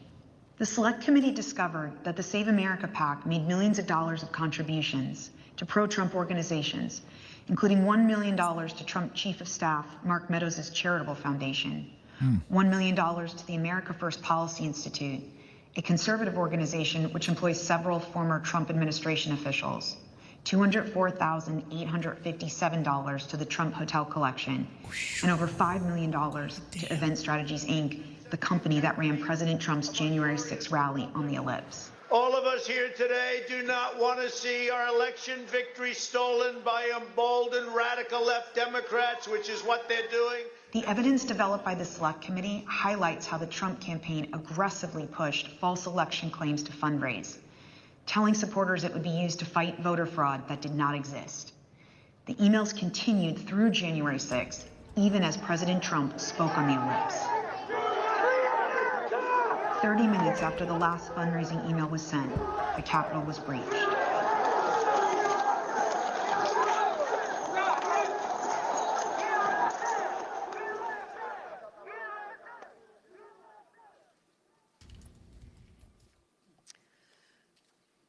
Every American is entitled and encouraged to participate in our electoral process. Political fundraising is part of that. Small dollar donors use scarce disposable income to support candidates and causes of their choosing, to make their voices heard. And those donors deserve the truth about what those funds will be used for. Throughout the committee's investigation, we found evidence that the Trump campaign and its surrogates misled donors as to where their funds would go and what they would be used for. So not only was there the big lie, there was the big ripoff. Donors deserve to know where their funds are really going. They deserve better than what President Trump and his team did. Mr. Chairman, I yield back. Without objection, the chair recognizes the gentlewoman from Wyoming, Ms. Cheney, for a closing statement. Thank you very much, Mr. Chairman. Mr. Chairman, I would like to thank all of our witnesses today. And I'd also like to, in particular, wish Mr. Stephan and his family all the best on the arrival of a new baby. Today's hearing, Mr. Chairman, was very narrowly focused. And in the coming days, you will see the committee move on to President Trump's broader planning for January 6th, including his plan to corrupt the Department of Justice and his detailed planning with lawyer John Eastman to pressure the Vice President, state legislatures, state officials, and others to overturn the election. Let me leave you today with one clip to preview what you will see in one of our hearings to come. I like previews. This is the testimony of White House lawyer Eric Hirschman. John Eastman called Mr. Hirschman the day after January 6th, and here is how that conversation went. I said to him, "Are you out of your effing mind?" Right? I said, I only want to hear two words coming out of your mouth from now on. Orderly transition.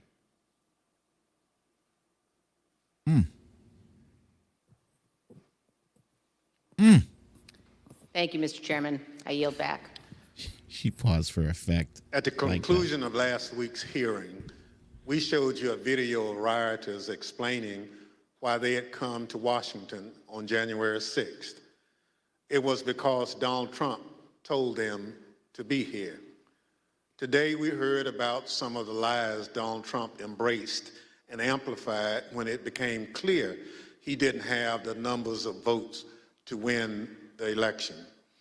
We heard about how officials at different levels of government explored claims of fraud and found no evidence. Yet the former president continued to repeat those false claims over and over again. Today, we'll end things where we did on Thursday, back on January 6th, hearing words of individuals who wanted to stop the transfer of power. We know they were there because of Donald Trump. Now we hear some of the things they believed. Without objection, I enter into the record a video presentation. I know exactly what's going on right now. Fake election. They think they're gonna fucking cheat us out of our vote and put communist fucking Biden in office. It ain't fucking happening today, buddy. You voted? Yes, sir. How'd it go? Voted early. It went well, except for can't really trust the software. Dominion software all over. We voted, and right in the top right-hand corner of the Dominion voting machine that we used, there was a Wi-Fi symbol with 5 bars. So that most definitely connected to the internet, without a doubt. So they stole that from us twice. We're not doing it anymore. We're not taking it anymore. So we're standing up, we're here, and whatever happens, we're not laying down again. I'm from Pennsylvania. It didn't work. It absolutely worked. It didn't work. No. Trust the system. 200,000 people that weren't even registered voted. 430,000 votes disappeared from President Trump's tally. And you can't stand there and tell me that it worked. I don't want to say that what we're doing is right. But if the election's being stolen, what is it going to take?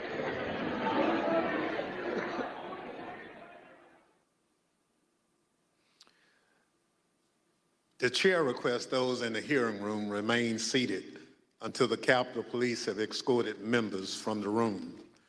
Without objection, the committee stands adjourned. Wow. All right. First off, I did not believe that that today's presentation could possibly exceed the professionalism and the quality of day one, and I was wrong. I thought if today's presentation was not better than the first day, it was at least as good as the first day. But I'm leaning towards, I don't know why. I mean, you know, the first one was prime time. This one felt so much more impactful. But before I go any further, I want to commend my viewers here.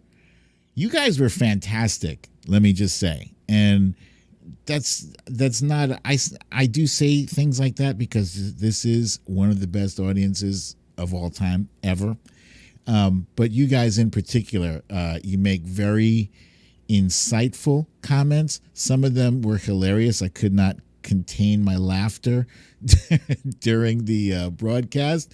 So thank you for that. You guys kept me engaged with really good comments. The only bullshit spam we saw was from that Naked HD and my wonderful moderators were able to keep those out. So this was really overall, I thought, an excellent presentation they made today. And despite the fact that there's a two troll accounts from one device, according to the Trump Reaper there. Despite the fact that at one point during the break, I believe I reported that Andrea Mitchell made some statements implying that maybe or she didn't really make statements. She asked a question, I think, if the fact that the testimony pointing to Donald Trump repeatedly insisting that the election was being stolen or rigged or whatever, the fact that he consistently brought that up with his advisors and his staff was indicative of the fact that he actually believed it. One of you in the audience presented me with a timely reminder that once again, bringing it back to the beginning, before a single vote was cast, he was already casting this election as being rigged if he didn't win. So you dig, all he's doing is committing to the lie. It was a lie the very first time it came out of his mouth, because again, he's got no evidence that it was rigged. They didn't find any evidence of fraud. And there were Republican judges and Republican partisan election pollsters and every single person who could have possibly, even Bill Barr, his own toady. This guy, the same guy who dismissed the Mueller report, that guy said, you got nothing. So, yeah, he's culpable. And I thought it was interesting watching the video at the end of his supporters. And I find often we look at Trump supporters with derision and disdain, and ridicule. And, for a lot of the things that we see them say and do are wackadoodle, but the ones that the clip that they just showed, the last clip that showed these people, they honestly actually believed that the election had been stolen from them. Why? Because their leader, because the president of the United States told them as such. I don't hold them, yeah, sure. At some point, adults have to take responsibility for their own actions and their own behavior, right? But, it's common. It's not unreasonable to expect that your own president is not trying to rip you off or scam you, right? Most of us, grown folk here, anybody who's, I don't know, let's say 30 years of age and up, you have seen presidents that, granted, you didn't believe everything they said, right? But for the most part, you didn't believe that there was any president who was trying to defraud the voters of America. It never occurred to me. I didn't think George Bush had anything to do with stealing the election of 2000. Even though we were pissed off about that, we were very pissed off. Oh my God, that was the first time I learned there was such a thing as comment sections.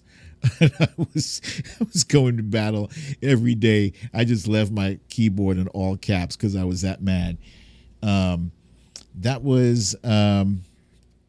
was pissed off, but I didn't think, it was stolen in the same sense that, that Trump was talking about it being rigged. No, I believed in the process, and I still do believe in the process. 2004, I went and voted, and still in my heart, I was like, this is our system. This is our democracy. This is how we choose our leaders. We vote, and that's that. And yeah, unbelievably, Bush was reelected over John Kerry, and they swift boated John Kerry, into oblivion. Went back out there again, 2008, voted President Obama, and and so on and so forth. I was miffed about the 2016 election. Beyond the transfer of power. Beyond that point, I was pissed off.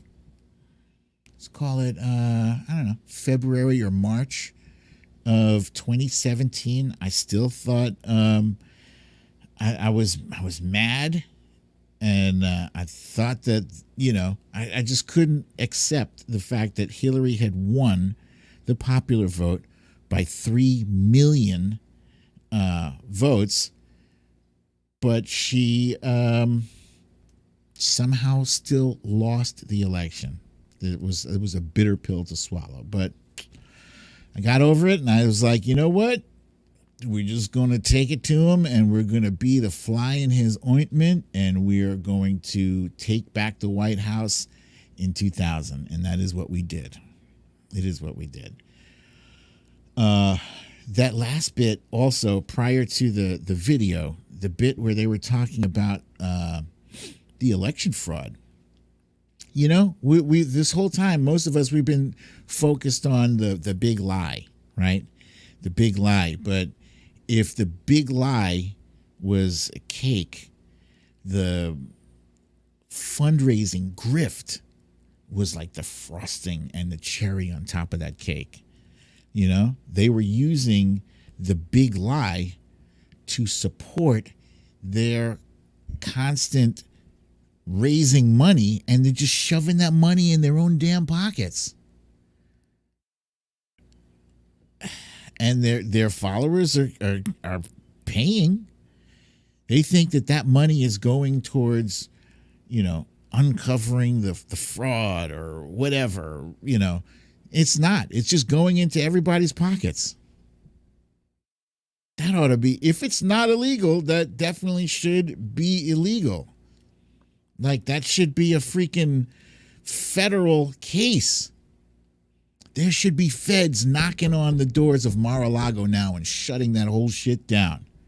And millions of people need to be getting their money back. Yes, those Trump supporters. Yeah. You know, we constantly hear about all these documentaries like the 2000 Mules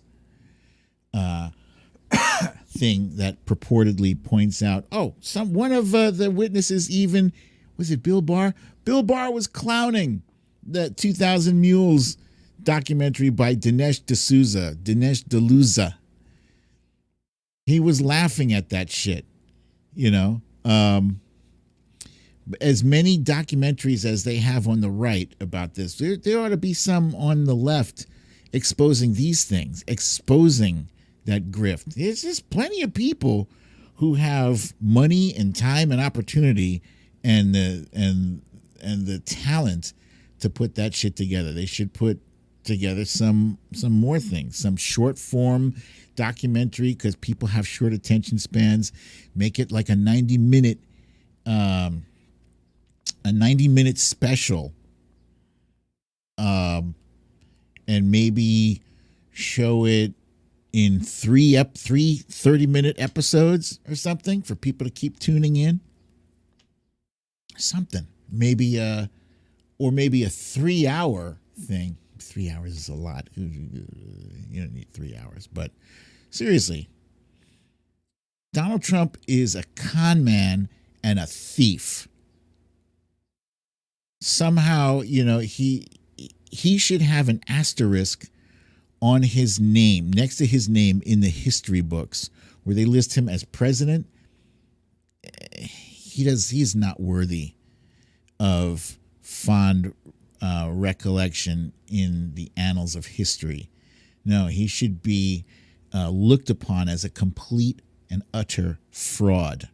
That is what he is. He tried to take down democracy because of his goddamn ego. Hillary Clinton, you think she could stomach losing to that piece of shit? No, she couldn't stomach it, but you know what? She did.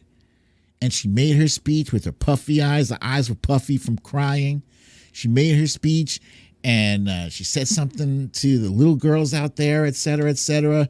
She maintained her dignity, and she just walked off. That was it. That was it.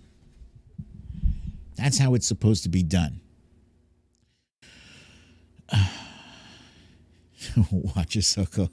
I have neither the time nor the talent to do that. But thank you for that. Hopefully somebody who's watching this knows somebody who can who has, you know, directorial experience writing, to write a script. You got to write a script, a structure for the whole documentary thing.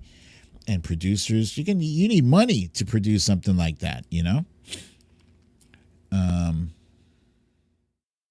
Speedtopia. Let's see. If we limit the broadcasted BS and start giving people the truth, and if they choose to still revolt, at least they are revolting on the truth and not false beliefs. That's interesting, Speedtopia. Thank you for that. And Scott Samuelson, with the reminder that June 15th will be hearing number 3. Scott, do you know if that's nighttime, or what is up with this bot? Goodness gracious, that is annoying. Boy, it's really persistent. Anybody know if that June 15th hearing is AM or PM? That would be good to know, because as I said earlier, on Wednesday, I will be interviewing our good friend Jojo from Jers. Jojo from Jers will join Brooklyn Dad on Storytime with BDD. 10 a.m. Perfect. So if they do yet another 3-hour thing, I'll do that, and then I'll take a nap. And then I'll be nice and fresh and ready for the interview with JoJo from Joyce. You can blacklist words on YouTube. Yeah, so I can't do that during the broadcast, but thank you for that. I guess I'll have to blacklist the words naked and sex. Only mods can block the trolls, right? Okay, so guys, thank you once again. Wait, first of all, let me see. Does anybody have any questions for me? Let's do some questions here. Thank you for joining me for this live broadcast. This has been fun, very interesting. Let's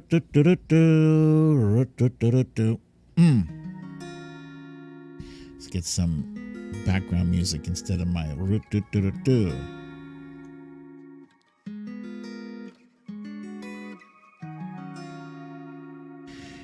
Carnice Jackson wants to know, when is the JoJo interview? That is going to be Wednesday, June 15th, 5:30 p.m. Eastern Time.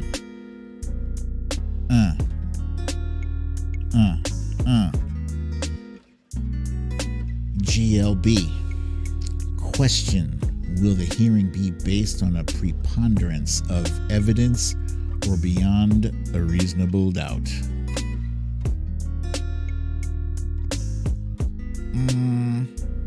Not sure I understand your question. Will the hearing be based on a preponderance of evidence or beyond? So the beyond the reasonable doubt thing, that's a trial. This is not a trial that we're witnessing, even though it does feel like a trial. There's no jury, there's no judge. There are just people presenting facts to the DOJ. It is up to the DOJ then to take all of those facts and determine whether or not they can indict an individual or individuals. So I think they probably approach this, like with like a big massive funnel, and then taking all of their interviews, all of their video evidence, all their facts and figures, et cetera, and funneling all that and then sifting through it to determine what do we have here, right? And then they had to let them fall into different buckets, So today was breaking down the big lie. Thursday, they talked about the assault on the Capitol. So each day they're going to be stating a different block of information that will allow the DOJ to make a determination of, reasonable doubt or preponderance of guilt or whatever. Corey Lord wants to know, will you be able to have the third hearing and JoJo on the same date? Hey, I'm Brooklyn Dad. I got this. Yeah, I got this. Let's see. Let's see.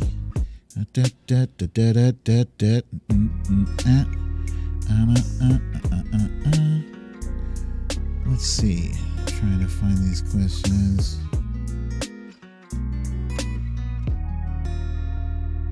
Okay, question from Speedtopia. Can you get Randy Rainbow as an interviewee? I approached him, and his assistant said that she had to determine because he has so many interview requests, she had to determine which ones to let through and which ones to reject. And I was rejected. I was rejected, so that sucks. And Aries Wanderer, yes, I will say this again. JoJo from Jers is my next guest. We'll be here Wednesday. Veronica Tello with the reminder to please get everyone to vote in the primaries wherever you are. This is important because this November, it's for all the marbles. It is for all of the marbles. Let's see.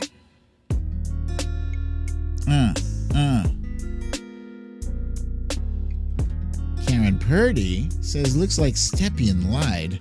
Social media had his wife in labor last week. Wait. Let me do that again.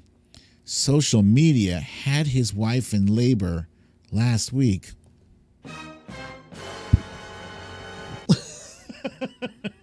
Wait, do I not have a video for that? Let's see. Hold on. No, I don't have the dun dun dun on video. I'm going to have to get that. Anyway, let's see. Back to the chill music.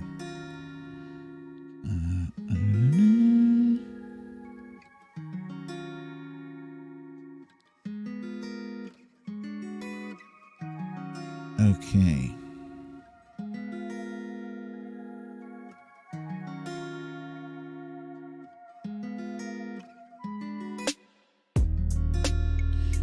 Gavin Rutherford says, this is a better time for me, BDD. Can you do this show at this time every week? So, no. Not because I don't want to. This time slot is typically occupied by that dude. I cannot remember his name. There's another guy on Twitter who does a show at this hour, and he's been doing it for a while. So why would I step on his toes? That's not my thing.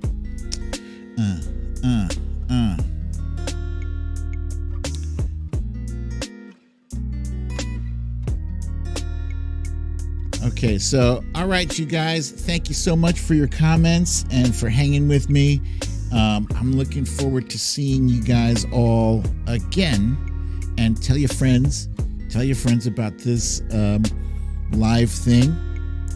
Show them how to get there. I'll probably have a link up on Tuesday night for Wednesday morning. So,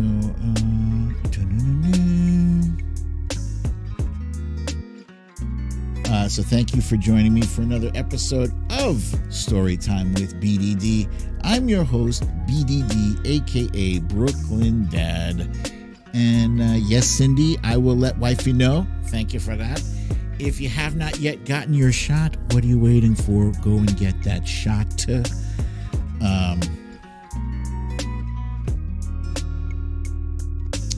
And also, wear a mask. Keep your social distance 6 feet or better. And enjoy the rest of this lovely day. Try to stay cool if you're in one of those hot spots. So I will see you guys Wednesday, 10 a.m. for day 3 of the January 6th hearings. Same time, same place. I love you all. Peace.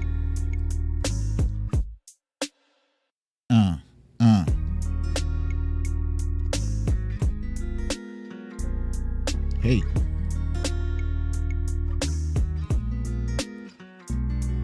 What?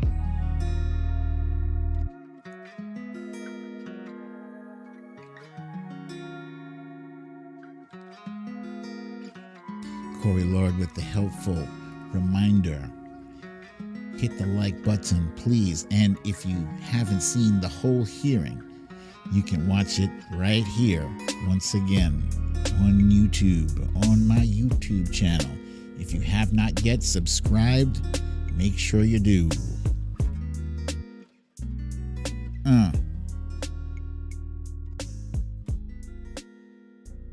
All right, you guys. I love you, but it's that time. You need to leave.